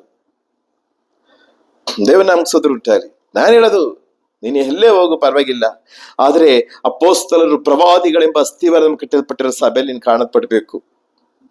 ಸಭೆ ಒಂದೇನೆ. ದೇವ್ರ ನಾಮಕ್ಕೆ ಸ್ತೋತ್ರ ಉಂಟಾಗಲಿ. ಅದು ಸಾರ್ವತ್ರಿಕ ಸಭೆ. ಆ ಸಭೆಗೆ ಅಸ್ಥಿವಾರ ಯಾವುದು? ಅಪೊಸ್ತಲರು ಪ್ರವಾದಿಗಳ ಅಸ್ಥಿವಾರ ಕಟ್ಟಲ್ಪಟ್ಟ ಸಭೆ. ಹಾಗಾಗಿ ಅಪೊಸ್ತಲ ಸೇವೆ ಇಲ್ಲದ ಸಭೆಗಳಲ್ಲ. ದೇವ್ರ ನಾಮಕ್ಕೆ ಸ್ತೋತ್ರ ಉಂಟಾಗಲಿ. ನಿಜವಾದ ಸಭೆ ಅಂದ್ರೆ ಅನೇಕ ಸೂಚನೆಗಳು. ಒಂದೇ ಒಂದು ಸೂಚನೆ, ಅಪೊಸ್ತಲರು ಪ್ರವಾದಿಗಳೆಂಬ ಅಸ್ತಿವನ್ನು ಕಟ್ಟಲ್ಪಟ್ಟಿರ್ಬೇಕು. ಪ್ರತಿಷ್ಠಿಸಲ್ಪಟ್ಟ ಅಪೊಸ್ತಲಿಂದ ಸಭೆ ನಡೆಸಲ್ಪಡಬೇಕು. ಸಕಲವನ್ನ ದೇವರಿಗೋಸ್ಕರ ಬಿಟ್ಟು ದರಿದ್ರರಾಗಲಿ ಜೀವಿಸುವಂತ ಅಪೊಸ್ತಲರು, ಹೊಟ್ಟೆಪಾಡಿಗಾಗಿ ಸೇವೆ ಮಾಡುವಂತವರಲ್ಲ. ದೇವರು ನಮ್ಮಕ್ಕೆ ಸ್ತೋತ್ರ ಉಂಟಾಗಲಿ. ಹಾಗಾಗಿ ಅಪೊಸ್ತಲ ಐಕ್ಯತೆಯಲ್ಲಿ ದೇವರನ್ನ ಪ್ರೀತಿಸಿ ದೇವರನ್ನ ತಂದು ನೆಲೆಗೊಳಿಸಿದ್ದಾರೆ, ದೇವರು ಸ್ಥಿರಪಡಿಸಿದ್ದಾರೆ. ಈ ಉನ್ನತವಾದ ಉಪದೇಶ ದೇವರಿಗೆ ಕೊಟ್ಟಿದ್ದಾರೆ, ಐಕ್ಯತೆ ಕೊಟ್ಟಿದ್ದಾರೆ. ಇದನ್ನು ಬಿಟ್ಟು ಅಂದಿತರ ಓಡೋಗ್ತೀಯಲ್ಲ ನೀನು. ನಾಚಿಕೆ ಇದ್ರೆ ಹೋಗುದಿಲ್ಲ, ಹರಿವಿದ್ರೆ ಹೋಗುದಿಲ್ಲ. ದೇವ್ರ ನಾಮಕ್ಕೆ ಸ್ತೋತ್ರ ಉಂಟಾಗಲಿ. ವಾಕ್ಯವನ್ನು ಓದಬೇಕು. ದೇವ್ರ ವಾಕ್ಯದ ಕೇಳೋದಲ್ಲ, ಜೀವಿಸ್ಬೇಕು ಅದರ ಪ್ರಕಾರ. ಎಲ್ಲಾ ಸ್ಥಳಗಳು ಓದಕ್ಕೆ ದೇವರು ನಮ್ಗೆ ಅನುಮತಿ ಕೊಟ್ಟಿಲ್ಲ. ವಂಚಿಸುವಂತ ಆತ್ಮಗಳು ಭೂಮಿಲಿ ಕ್ರಿಯೆ ಮಾಡ್ತಿದೆ. ಅನೇಕ ವಿಶ್ವಾಸಿಗಳ ಮುಖಾಂತರ ವಂಚಿಸುವ ಆತ್ಮಗಳು ಕ್ರಿಯೆ ಮಾಡ್ತಿದೆ. ಅನೇಕ ಸೇವಕರು ಅಂತ ಹೇಳ್ಕೊಳ್ತಾರಲ್ಲ, ಅವ್ರ ಮುಖಾಂತರ ವಂಚಿಸುವ ಆತ್ಮಗಳು ಕ್ರಿಯೆ ಮಾಡ್ತಿದೆ. ಓಡೋಗೋದು ಭಯಂಕರ ಇತ್ತಲ್ಲಿ ಆರಾಧನೆ. ಅಪ್ಪ ಅದಾ ವಂಚಿಸುವಂತ ಆತ್ಮಗಳು. ನೀ ಅತಿಶಯಗಳ ಅದ್ಭುತಗಳು ನೋಡಿ ಎಲ್ಲೂ ಓಡಬೇಡ. ಅತಿಶಯ ಅದ್ಭುತ ಅನ್ನೋದು ದೇವ್ರ ಮಾರ್ಗ ಅಲ್ಲ. ದೇವ್ರು ನಮ್ಗೆ ಅದ್ಭುತ ಅತಿಶಯ ದೇವ್ರು ಮಾಡ್ತಾರೆ, ಇಲ್ಲ ಅಂತ ನಾನು ಹೇಳೋದಿಲ್ಲ. ನೀ ಪಾಡನ್ನ ಪ್ರಾಕ್ಟೀಸ್ ಮಾಡ್ಬೇಕು, ಕಷ್ಟಪಡೋದನ್ನ ಕಲಿಬೇಕು. ಕರ್ತನಾದ ಯೇಸು ಹೇಳಿದ್ರು, ನಾನು ಹಿಂದೆ ಬಂದಾಗ ಸಂತೋಷ ಬನ್ನಿ, ಇದು ಹೂವಿನ ದಾರಿ, ಭಯಂಕರ ಸಂತೋಷವಾಗಿರಿ ಅಂದ್ರ. ನನ್ನ ಹಿಂದೆ ಬರೋರು ತನ್ನ ಶಿರವನ್ನು ಹೊತ್ಕೊಂಡು ನನ್ನ ಹಿಂದೆ ಬರ್ಲಿ. ಕಷ್ಟಗಳನ್ನ ಶ್ರಮೆಗಳನ್ನ ಅನುಭವಿಸಿ ದೇವ್ರ ರಾಜ್ಯದಲ್ಲಿ ಪ್ರವೇಶಿಸ್ಬೇಕಂತೇಳಿ ಅಪೊಸ್ತಲರು ಬೋಧಿಸಿದ್ರು. ಈ ಆತ್ಮಿಕ ಮಾರ್ಗ ಅನ್ನೋದು ಸುಖವಾದ ಮಾರ್ಗ ಅಲ್ಲ, ಇದು ಕಷ್ಟಕರವಾದ ಮಾರ್ಗ. ಇದು ಉಪದ್ರವಗಳು, ಹಿಂಸೆಗಳನ್ನ ಪಟ್ಟು ಸ್ವರ್ಗ ರಾಜ್ಯದಲ್ಲಿ ಹೋಗ್ಬೇಕು. ವಂಚಿಸುವಂತ ಆತ್ಮಗಳು ಏನ್ ಹೇಳ್ತದೆ, ದೇವ್ರು ನಮ್ಮ ತಕ್ಷಣ ದೇವ್ರು ನಿಮ್ಗೆ ಅದು ಕೊಡ್ತಾರೆ, ದೇವ್ರು ನಿಮ್ಗೆ ಇದು ಕೊಡ್ತಾರೆ, ಆ ಅತಿಶಯ ಮಾಡ್ತಾರೆ, ಈ ಅತಿಶಯ ಮಾಡ್ತಾರೆ, ದೇವ್ರು ನಿಮ್ ಕಷ್ಟ ತೀರಿಸ್ತಾರೆ. ಅಯ್ಯೋ ದೈವಮೇ, ಲೋಕದ ಸುಖಗಳನ್ನ, ಲೋಕದ ಆಶೀರ್ವಾದಗಳನ್ನ ಬೋಧಿಸೋದು. ದೇವ್ರ ನಾಮಕ್ಕೆ ಸ್ತೋತ್ರ ಉಂಟಾಗಲಿ. ದೇವ್ರು ಹೇಳಿದ ಮಾತುಗಳು ಹೇಳುದಿಲ್ಲ, ಅಪೊಸ್ತಲರು ಹೇಳಿದ ಮಾತುಗಳು ಹೇಳುದಿಲ್ಲ. ದೇವ್ರ ನಾಮಕ್ಕೆ ಸ್ತೋತ್ರ ಉಂಟಾಗಲಿ. ನೀವು ದೇವ್ರು ನಂಬ್ಕೊಳ್ಳಿ, ಸಕಲವು ಅನುಗ್ರಹಿಸಲ್ಪಡ್ತದೆ, ಎಲ್ಲ ಆಶೀರ್ವಸಲ್ಪಡ್ತಾರೆ, ಐಶ್ವರ್ಯವಾಗಿ ಮಾರ್ಪಡ್ತೀರಿ, ನಿಮ್ ಕಷ್ಟ ನೀಗ್ತದೆ. ದೇವರಾಕಿ ಏನ್ ಬರೆಯಪಟ್ಟಿದೆ? ಅಪೊಸ್ತಲರ ಕಾರ್ಯ 14ನೇ ಅಧ್ಯಾಯ 22ನೇ ವಚನ. Acts chapter 14 verse 22. ಅಪೊಸ್ತಲರ ಕಾರ್ಯಗಳು 14ನೇ ಅಧ್ಯಾಯ 22ನೇ ವಚನ. ನಾವು ಬಹು ಸಂಕಟಗಳನ್ನು ಅನುಭವಿಸಿ ದೇವರ ರಾಜ್ಯದೊಳಗೆ ಸೇರಬೇಕೆಂಬುದಾಗಿ ಹೇಳಿ ನಂಬಿಕೆಯಲ್ಲಿ ಸ್ಥಿರವಾಗಿರಬೇಕೆಂದು ಅವರನ್ನು ಎಚ್ಚರಿಸಿದರು. ಅಪೊಸ್ತಲರು ಏನ್ ಹೇಳಿದ್ರು? ನಾವು ಬಹು ಸಂಕಟಗಳನ್ನು ಅನುಭವಿಸಿ ದೇವರ ರಾಜ್ಯದಲ್ಲಿ ಸೇರ್ಬೇಕು. ಅತಿಶಯಗಳು, ಅದ್ಭುತಗಳು ಅಂತ ಅಪೊಸ್ತಲರು ಬೋಧಿಸಿದ್ರ. ಬಹು ಸಂಕಟಗಳನ್ನು ಅನುಭವಿಸ್ಬೇಕು ಈ ಭೂಮಿಲಿ. ನಾವು ಈ ಭೂಮಿಲಿ ಪಾಡುಗಳನ್ನ, ಬಹು ಸಂಕಟಗಳನ್ನ ಅನುಭವಿಸಿ ನಾವೇನ್ ಮಾಡ್ಬೇಕು? ದೇವ್ರ ರಾಜ್ಯದಲ್ಲಿ, ಸಿಯೋನಲ್ಲಿ, ಆ ಚಿಯೋನಿನಲ್ಲಿ, ಯೆರೂಷಲೇಮಿನಲ್ಲಿ ನಾವು ಸೇರ್ಬೇಕು. ದೇವ್ ನಂಬಿದ ತಕ್ಷಣ ಅತಿಶಯಗಳು, ಅದ್ಭುತಗಳು ನಡೆಯುತ್ತೆ ಅನ್ನೋದು ಅದು ಸರಿಯಾದ ಉಪದೇಶ ಅಲ್ಲವೇ ಅಲ್ಲ. ದೇವರು ನಂಬಿದ ತಕ್ಷಣ ನೀನು ದೇವರು ನಿನಗೆ ಕೊಡುವಂತ ಶಿಲುಬೆನ ಹೊತ್ತುಕೊಂಡು, ಅಪೊಸ್ತಲರ ಕಾರ್ಯಗಳು 14ನೇ ಅಧ್ಯಾಯ 22ನೇ ವಚನ ಪ್ರಕಾರ ಬಹು ಸಂಕಟಗಳನ್ನು ಅನುಭವಿಸಿ ದೇವರ ರಾಜ್ಯದಲ್ಲಿ, ಅಂದರೆ ಚಿಯೋನಿನಲ್ಲಿ, ಯೆರೂಷಲೇಮಿನಲ್ಲಿ ಸೇರ್ಬೇಕು. ಇದು ಸುಖ ಜೀವಿತ ಅಲ್ಲ, ಇದು ಕಷ್ಟದ ಜೀವಿತದ ಮುಖಾಂತರ ದೇವರ ರಾಜ್ಯವನ್ನ ನೀನು ಪಡ್ಕೋಬೇಕು. ಅನೇಕ ಬೋಧನೆಗಳು ಏನ್ ಹೇಳ್ತದೆ? ಆಶೀರ್ವಾದ ನಿನ್ನ ದೇವರು ಅನುಗ್ರಹಿಸ್ತಾರೆ, ಆಶೀರ್ದಿಸ್ತಾರೆ, ಅದು ಕೊಡ್ತಾರೆ, ಇದು ಕೊಡ್ತಾರೆ. ಭಯಂಕರ. ಅದು ತಪ್ಪಾದ ಬೋಧನೆ, ಅದು ಸರಿಯಾದ ಬೋಧನೆ ಇಲ್ಲ. ಅದು ನಿನ್ನನ್ನ ನಿತ್ಯ ನಾಶನಕ್ಕೆ ಕರ್ಕೊಂಡು ಹೋಗುತ್ತೆ. ದೇವ್ರ ರಾಜ್ಯಕ್ಕೆ ಆ ಬೋಧನೆ ನಿನ್ನನ್ನು ಕರ್ಕೊಂಡು ಹೋಗುದಿಲ್ಲ. ಅಪೊಸ್ತಲ ಬೋಧನೆ ದೇವ್ರ ರಾಜ್ಯಕ್ಕೆ ಕರ್ಕೊಂಡು ಹೋಗುತ್ತೆ. ಪಾಡುಗಳನ್ನ, ಕಷ್ಟಗಳನ್ನ ಅನುಭವಿಸಿ ನೀನು ಜೀವನದಲ್ಲಿ, ಯೆರೂಷಲೇಮಲ್ಲಿ ಪ್ರವೇಶಿಸಬೇಕು. ದೇವ್ರ ನಾಮಕ್ಕೆ ಸ್ತೋತ್ರ ಉಂಟಾಗಲಿ. ನೀನು ವಂಚಿಸುವಂತ ಆತ್ಮಗಳಿಗೆ ಬಿದ್ದು ಮೋಸ ಹೋಗಬೇಡ. ದೇವ್ರ ನಾಮಕ್ಕೆ ಸ್ತೋತ್ರ ಉಂಟಾಗಲಿ. ಕಂಡ ಕಡೆಗಳಲ್ಲಿ ನುಗ್ಗುವಂಥದ್ದು ಆ ಅನುಭವ ಇರಬಾರ್ದು. ದೇವ್ರ ನಾಮಕ್ಕೆ ಸ್ತೋತ್ರ ಉಂಟಾಗಲಿ. ನಿನ್ನ ಆತ್ಮಿಕ ಜೀವಿತ ಹೇಗಿದೆ? ನಿನ್ನನ್ನು ನೀನು ಒಂದು ಸಲ ಪರೀಕ್ಷಿಸಿಕೋ. ಕರ್ತನಾದ ಯೇಸುವಿನ ಮರಣ ಅತಿಶಯ ಸಮೀಪವಾಗಿದೆ. ವಂಚಿಸುವಂತ ಆತ್ಮಗಳಿಗೆ ನೀನು ಕಿವಿಗೊಟ್ಟು ನೀನು ಮೋಸ ಹೋಗಬೇಡ. ದೇವ್ರ ನಾಮಕ್ಕೆ ಸ್ತೋತ್ರ ಉಂಟಾಗಲಿ. ಯಾಕಂದ್ರೆ ಇದು ಅಂತ್ಯಕಾಲ. ವಂಚಿಸುವಂತ ಆತ್ಮ ಭಯಂಕರವಾಗಿ ಲೋಕದಲ್ಲಿ ಕ್ರಿಯೆ ನಡೆಸ್ತಿದ್ದಾನೆ ಸೈತಾನ್. ದೇವ್ರ ನಾಮಕ್ಕೆ ಸ್ತೋತ್ರ ಉಂಟಾಗಲಿ. ಆಗ ನೀನು ಜೀವಿತವನ್ನು ನೀನು ಕಟ್ಟಿಕೊಳ್ಬೇಕು. ಯಥಾರ್ಥವಾಗಿ ನೆಲೆ ನಿಲ್ಲಬೇಕು. ದೇವ್ರ ನಾಮಕ್ಕೆ ಸ್ತೋತ್ರ ಉಂಟಾಗ್ಲಿ. ದೇವ್ರನ್ನ ತುಂಬಾ ದುಃಖ ಆಗುತ್ತೆ ಕೆಲವರು ಜೀವಿತದಲ್ಲಿ ನೋಡ್ಬೇಕಾದ್ರೆ. ದೇವ್ರ ನಾಮಕ್ಕೆ ಸ್ತೋತ್ರ ಉಂಟಾಗಲಿ. ಅದಕ್ಕೇನೆ 1 ಯೋಹಾನ 4ನೇ ಏನ್ ಬರೆಯಲ್ಪಟ್ಟಿದೆ? ದೇವ್ರ ನಾಮಕ್ಕೆ ಸ್ತೋತ್ರ ಉಂಟಾಗಲಿ.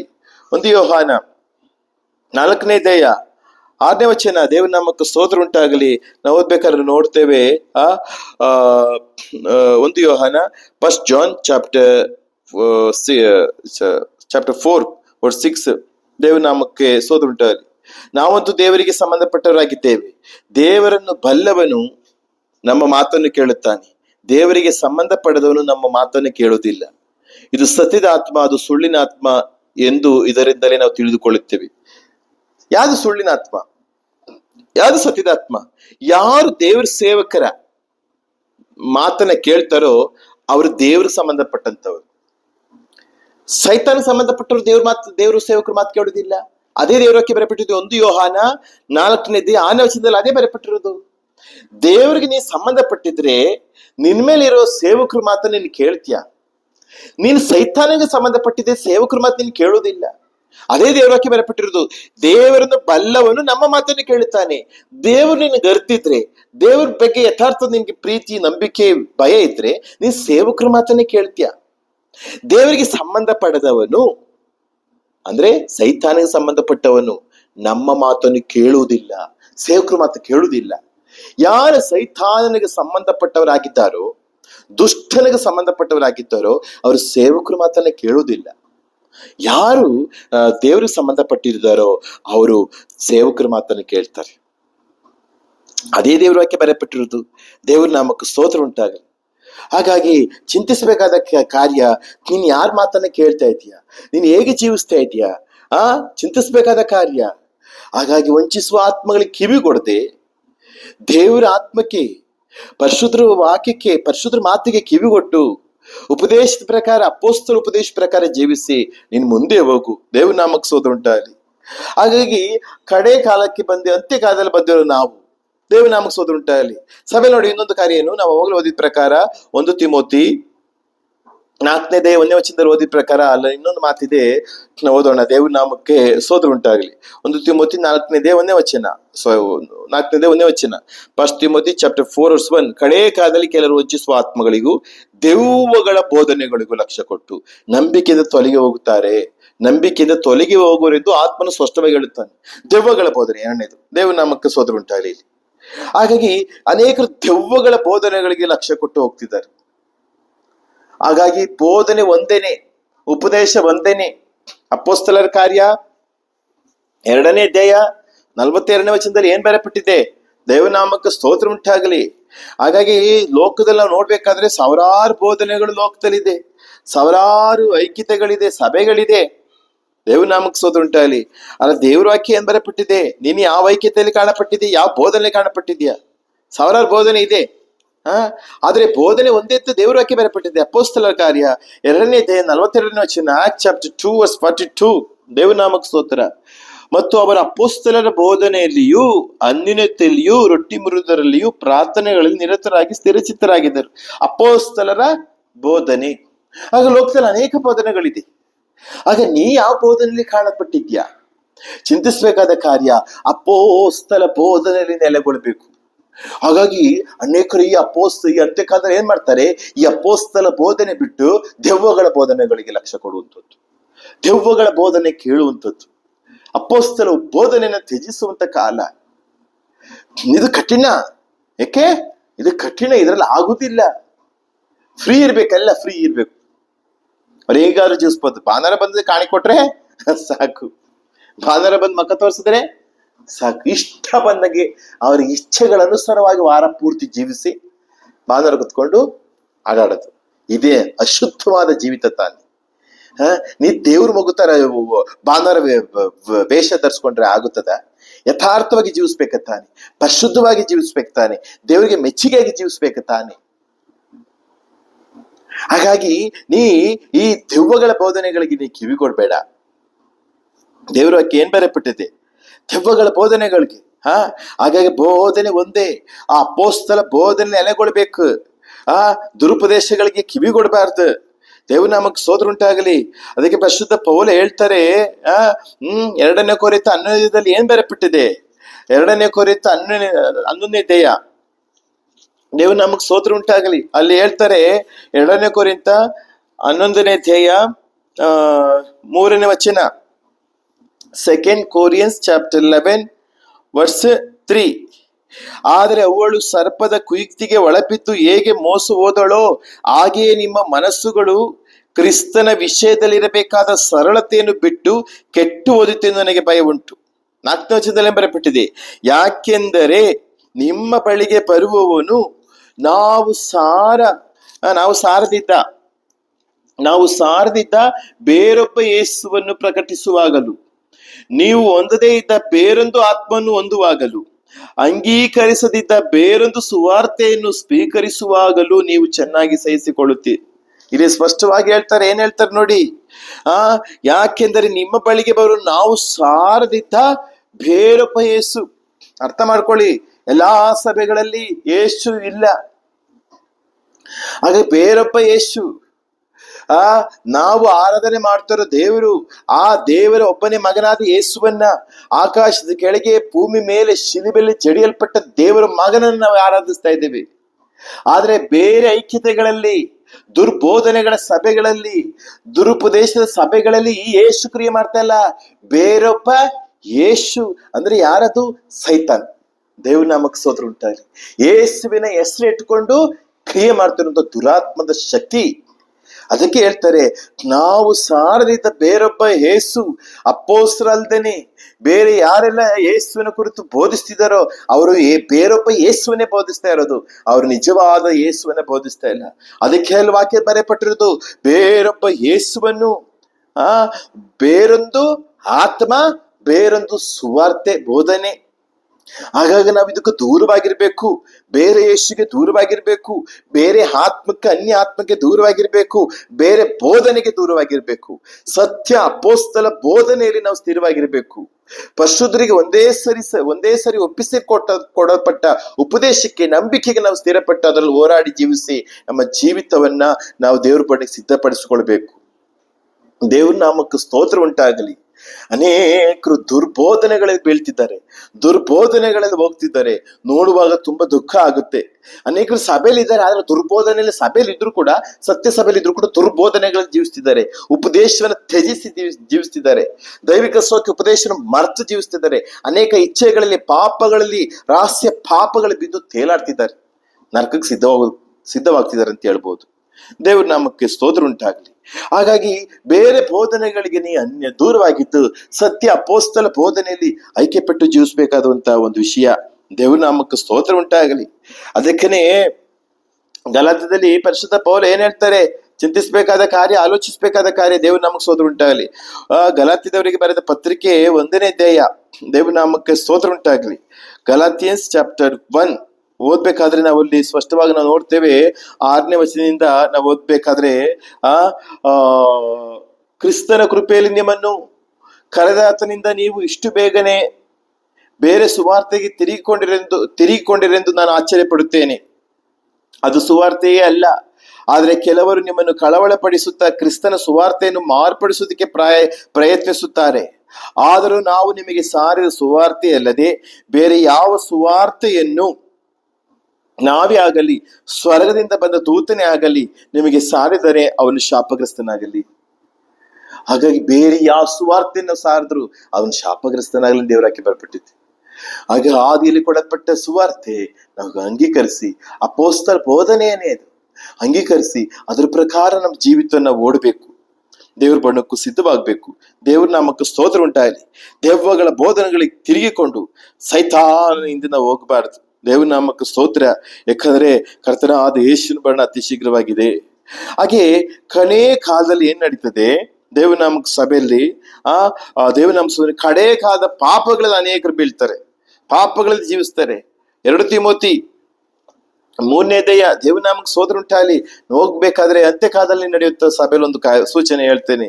2 ತಿಮೋತಿ ನೀವು ಓದ್ಬೇಕಾದ್ರೆ ದೇವ್ರ ನಾಮಕ್ಕೆ ಸ್ತೋತ್ರ ಉಂಟಾಗಲಿ 3ನೇ ಅಧ್ಯಾಯ, 2 ತಿಮೋತಿ ಚಾಪ್ಟರ್ 3 1ರಿಂದ 5ನೇ ವಚನದವರೆಗೂ. ಆದ್ರೆ ಕಡೇ ದಿವಸಗಳಲ್ಲಿ ಅಲ್ಲಿ ನೋಡಿ ಬರೆಯಪಟ್ಟಿದೆ, ಕಡೇ ದಿವಸಗಳಲ್ಲಿ ಅಪಾಯಕರವಾದ ಕಾಲಗಳು ಬರುವೆಂಬುದನ್ನು ಸಹ ತಿಳಿದುಕೋ. ಯಾಕೆಂದರೆ ಮನುಷ್ಯರು ತಮ್ಮನ್ನು ತಾವೇ ಪ್ರೀತಿಸಿಕೊಳ್ಳುವರು. ನೋಡಿ, ದೇವರನ್ನ ಪ್ರೀತಿಸುವುದಿಲ್ಲ, ಪರರನ್ನ ಪ್ರೀತಿಸುವುದಿಲ್ಲ, ತಮ್ಮನ್ನು ತಾವೇ ಪ್ರೀತಿಸಿಕೊಳ್ಳುತ್ತದೆ. ತಾವು ಚೆನ್ನಾಗಿರ್ಬೇಕು, ತಾವು ತಿನ್ನಬೇಕು, ಕುಡಿಬೇಕು, ತಮ್ಮ ಕುಟುಂಬ ಚೆನ್ನಾಗಿರ್ಬೇಕು, ಬೇರೆ ಹೆಂಗಾದ್ರೂ ಇರ್ಲಿ. ಅನ್ನ ಇಲ್ಲವರಿಗೆ ಅನ್ನ ಕೊಡುವಂತ ಸ್ವಭಾವ ಬರೋದಿಲ್ಲ, ನೀರಿಲ್ದವನಿಗೆ ನೀರು ಕೊಡೋ ಸ್ವಭಾವ ಬರೋದಿಲ್ಲ. ಹಸಿದವನಿಗೆ ಅನ್ನ ಕೊಡೋದು ದೇವರಾಕೆ ಬರಪಟ್ಟಿದೆ. ನಿನಗೆ ಕೋಟಿ ಕೊಟ್ಟಿದ್ದೆ, ಒಂದು ತುತ್ತು ಅನ್ನ ಒಬ್ಬರಿಗೆ ನೀನು ಕೊಡುವುದಿಲ್ಲ. ಹಿಂದೆ ಮುಂದೆ ನೋಡು ಒಂದು ತುತ್ತು. ನೀ ಹೇಗೆ ದೇವರ ರಾಜ್ಯದಲ್ಲಿ ಹೋಗ್ತೀಯ? ದೇವರ ಯೇಸು ಹೇಳಿದ್ರೆ ನಿನ್ನ ಹೊರಗೆ ಕೇಳಿದ್ರೆ ಒಳಗಿನೇ ಬಿಚ್ಕೊಡುವಂತ ದೇವ್ರು ಹೇಳಿದ್ರು. ದೇವ್ರು ನಮಗ್ ಸ್ತೋತ್ರ ಉಂಟಾಗ್ಲಿ.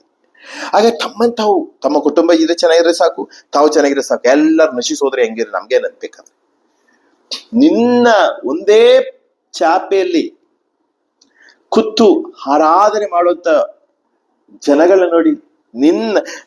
ನೀ ಒಂದ್ ದೇವರ ಸಭೆಯಲ್ಲಿ ಬಂದು, ದೇವರ ಆಲಯದಲ್ಲಿ ಬಂದು ಒಂದೇ ಚಾಪೆಯಲ್ಲಿ ಕೂತು ಆರಾಧಿಸ್ತೀಯ, ಆದ್ರೆ ಬೇರೆಯವರಿಗೆ ಒಂದು ಅನ್ನ ಇರೋದಿಲ್ಲ, ನೀನ್ ಕೊಡೋದಕ್ಕೆ ನಿನ್ಗೆ ಮನಸ್ಸು ಬರುದಿಲ್ಲ. ಬೇರೆಯವರದಕ್ಕೆ ಹಾಕೊಳ್ಳೋದಕ್ಕೆ ಸರಿಯಾದ ಬಟ್ಟೆಗಳಿಲ್ಲ, ನೀನ್ ಕೊಡೋದಕ್ಕೆ ನಿನಗೆ ಕೋಟಿಗಳಿದೆ. ಆ ಕೋಟಿ ನೀನು ಸ್ವರ್ಗ ರಾಜ್ಯದಲ್ಲಿ ತೆಗೆದುಕೊಂಡು ಹೋಗೋದಿಲ್ಲ. ನಾನು ನಿಜ ಹೇಳ್ತೀನಿ, ನೀನ್ ಅಂತ್ಯಕ್ರಿಸ್ತನ ಸೇವೆ ಮಾಡ್ತಾ ಇದ್ದೀಯ. ಕೋಟಿ ಸಂಪಾದಿಸ್ತಾ ಇರೋದಾಗೆ ಅಂತ್ಯಕ್ರಿಸ್ತನ ಭರಣದಲ್ಲಿ ಕೈ ಬಿಡಪಟ್ಟು ಅಂತ್ಯಕ್ರಿಸ್ತನ ಕೊಡೋದಕ್ಕೆ. ಹಾಗಾಗಿ ಹೇಳ್ತೇನೆ, ಸ್ವರ್ಗದಲ್ಲಿ ಧನವನ್ನು ಕೂಡಿಸ್ಕೊಡಿರುತ್ತೆ ಯೇಸು ಹೇಳಿದ್ರು. ಪಾವಪಟ್ಟವರಿಗೆ ಅಂದ್ರೆ ದರಿದ್ರರಿಗೆ ನೀನು ಸಹಾಯ ಮಾಡು. ಒಂದೇ ಚಾಪೆಯಲ್ಲಿ ಕೂತು ಆರಾಧಿಸ್ತಿಯಲ್ಲ, ಅನೇಕರಿಗೆ ಅವರಿಗೆ ತಿನ್ನೋದಕ್ಕೆ ಆಹಾರ ಇಲ್ಲ, ಸ್ವಂತ ಮನೆ ಇಲ್ಲ, ಸಹಾಯ ಮಾಡು. ಈ ವಿಷಯದಲ್ಲಿ ನಾನು ಕೇರಳದಲ್ಲಿರೋ ಕೆಲವು ವಿಶ್ವಾಸಿಗಳ ನೆನೆಸಿ ನಾನು ದೇವನ ಸ್ತುತಿಸ್ತೇನೆ. ಅದು ಪೆಂತಿಕೋಸ ಇಲ್ಲ, ಬೇರೆ ಸಭೆಯಲ್ಲಿ ಐಕ್ಯತೆಯಲ್ಲಿ ಕಾಣಪಟ್ಟಿರುವಂತ ಆರ್ಥೋಡಾಕ್ಸ್ ಯಾಕೋಬದರು. ಒಂದು ಯಾಕೋಬ ಆರ್ಥೋಡಾಕ್ಸ್ ಅಲ್ಲಿ ಹೆಂಗಂದ್ರೆ, ಒಂದು ಸಭೆಯಲ್ಲಿ, ಒಂದು ಚರ್ಚ್ನಲ್ಲಿ ಒಬ್ರಿಗೆ ಸ್ವಂತ ಮನೆ ಇಲ್ಲ ಅನ್ಕೊಳ್ಳಿ, ಅಲ್ಲಿರೋ ವಿಶ್ವಾಸಿಗಳು ಸುಮ್ಮನೆ ಇರೋದಿಲ್ಲ. ಎಲ್ಲ ವಿಶ್ವಾಸಿಗಳು ಅವ್ರಿಗೊಂದು ಸ್ವಂತ ಮನೆಯನ್ನು ಎಲ್ಲರೂ ದುಡ್ಡು ಕೊಟ್ಟು ಹಾಕಿ ಮನೆ ಕಟ್ಕೊಡ್ತಾರೆ. ಇನ್ನೊಂದ್ಸಲ ಒಂದೊಂದು ತಿಂಗಳಿಗೆ ಒಂದೊಂದ್ಸಲ ಸ್ವಲ್ಪ ದೇವರವ್ರನ್ನ ಆಶೀರ್ವದಿಸ್ಲಿ. ಆದ್ರೆ ಆ ಸ್ವಭಾವ ನಿನಗಿಲ್ವೇ? ದೇವ ನಮಗ್ ಸ್ತೋತ್ರ ಉಂಟಲ್ಲ. ನಿನ್ನ ಹೆಸರು ಪೆಂತಿಕೋಸು, ಪರಿಶುದ್ಧಾತ್ಮ ಅಭಿಷೇಕ ಹೊಂದಿದ್ಯಾ ಅಂತ ಹೇಳ್ತೀಯ, ಏನ್ಬೋದು ನೀ. ಆದ್ರೆ ನಿನ್ನ ಹತ್ರ ಅಷ್ಟಿದೆ, ಒಬ್ರಿಗೆ ದರಿದ್ರರಿಗೆ ಸಹಾಯ ಮಾಡಕ್ ಮನಸ್ಸಿಲ್ಲ, ದೇವ್ರ ರಾಜ್ಯಕ್ಕೆ ಹೋಗೋದಿಲ್ಲ. ನಾವು ದೇವ್ರಿಗೂ ಕೊಡೋದನ್ನ ದೇವ್ರಿಗೆ ಕೊಡಬೇಕು, ದರಿದ್ರಿಗೆ ಕೊಡೋದನ್ನ ದರಿದ್ರಿಗೂ ಕೊಡ್ಬೇಕು. ನಮ್ಮ ಕೈಯಲ್ಲಿ ಸಿಗುವಂತ ಹಣ 3 ಭಾಗ.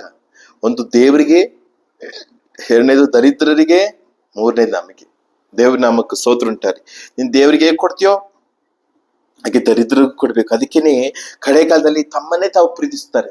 ತಾವು ಚೆನ್ನಾಗಿರೋ ಸಾಕು, ತಾವು ಸೌಖ್ಯವಾಗಿರೋ ಸಾಕು, ಬೇರೆ ಕಷ್ಟದವ್ರನ್ನ ಕನಿಕರಿಸುವುದಿಲ್ಲ. ದೇವ್ರ ನಾಮ ಸ್ತೋತ್ರ ಉಂಟಾಗಲಿ. ನೆಕ್ಸ್ಟ್ ಬರೆಯಪಟ್ಟಿದೆ, ಲೋಭಿಗಳಂದ್ರೆ ಅನಾಸೆ ಉಳ್ಳಂತವರು. ಹಣ ಆಸೆ ಜಾಸ್ತಿ. ಹಣ ಆಸೆ ಎಷ್ಟು ಸಂಪಾದಿಸಿದ್ರು ಅವ್ರಿಗೆ ತೃಪ್ತಿ ಆಗೋದೇ ಇಲ್ಲ, ಸಾಯೋವರೆಗೂ ತೃಪ್ತಿ ಆಗೋದಿಲ್ಲ, ನರಕಕ್ಕೆ ಹೋಗೋರು ತೃಪ್ತಿ ಆಗೋದಿಲ್ಲ. ಅದೇ ಪಾಪ ನರಕದಲ್ಲಿ ಇರ್ತದಂತವ್ರ ಜೀವಿತದಲ್ಲಿ. ಭೂಮಿಲಿ ಏನ್ ಮಾಡ್ತಾರೋ ನರಕದಲ್ಲಿ ಅದೇ ಮಾಡ್ತಾರೆ. ದೇವ್ರ ನಮಗ್ ಸ್ತೋತ್ರ ಉಂಟಾಗಲಿ. ಹಾಗಾಗಿ ಹಣದ ಆಸೆ ಸಕಲ ವಿಧವಾದ ಪಾಪಕ್ಕೆ ಮೂಲ ಎಂಬುದಾಗಿ ದೇವರಾಕೆ ಬರಪಟ್ಟಿದೆ. ಹಾಗಾಗಿ ಹಣದ ಆಸೆ ಪಾಪದಿಂದ ಬಿಡುಗಡೆ ಒಂದು. ಆತ್ಮಿಕ ಜೀವಿತದಲ್ಲಿ ಹಣದ ಆಸೆ ಭಯಂಕರ ನಿನ್ನನ್ನು ಯಾಮಾರಿಸುವಂತ, ನಿನ್ನ ಆತ್ಮವನ್ನ, ನಿನ್ನ ಶರೀರವನ್ನ ನಿತ್ಯ ನರಕದಲ್ಲಿ ಹಾಕುತ್ತೆ. ಹಣದ ಆಸೆಯಿಂದ ಬಿಡುಗಡೆ ಹೊಂದಿಕೊಂಡು ಜೀವಿಸು. ಯೇಸುವಿನ ಮರಣ ಹತ್ತಿರವಾಗಿದೆ. ಹಣದ ಆಸೆಯಿಂದ ನೀನು ಬಿಡುಗಡೆ ಹೊಂದಿಕೋ. ಹಣದಾಸೆಯಲ್ಲಿ ಜೀವಿಸ್ಬೇಡ. ಹಣದಾಸೆ ನಿನ್ನ ನಿತ್ಯ ನರಕದಲ್ಲಿ ನಡೆಸುತ್ತೆ. ದೇವ್ರ ಮಕ್ಕಳಿಗೆ ಹಣದಾಸೆ ಇರ್ಲೇಬಾರದು. ಅದು ಭಯಂಕರ ಘೋರ ಪಾಪ.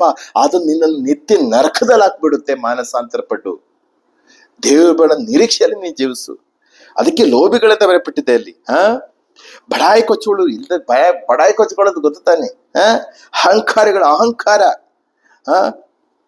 ದೇವದೂಷಕರು, ತಂದೆ ತಾಯಿಗಳಿಗೆ ಅವಿಧೇಯರು, ಉಪಕಾರ ನೆನೆಸದವರು, ಅಶುದ್ಧರು, ಸ್ವಾಭಾವಿಕವಾದ ಮಮತೆ ಇಲ್ಲದವರು, ಒಪ್ಪಂದವನ್ನು ಮುರಿಯುವವರು, ಸುಳ್ಳಾಗಿ ದೂರುವವರು, ದಮ್ಮಿಲ್ಲದವರು, ಉಗ್ರತೆ ಉಳ್ಳವರು, ಒಳ್ಳೆಯವರನ್ನು ಹೀನೈಸುವವರು, ದ್ರೋಹಿಗಳು, ದುಡುಕಿನವರು, ಹುಬ್ಬಿಕೊಂಡವರು, ದೇವರಿಗೆ ಹೆಚ್ಚಾಗಿ ಭೋಗಗಳನ್ನೇ ಪ್ರೀತಿಸುವವರು, ಭಕ್ತಿಯ ವೇಷವಿದ್ದು ಅದರ ಬಲವನ್ನು ಅಳ್ಳಗಳೆಯುವವರು ಆಗಿರುವವರು.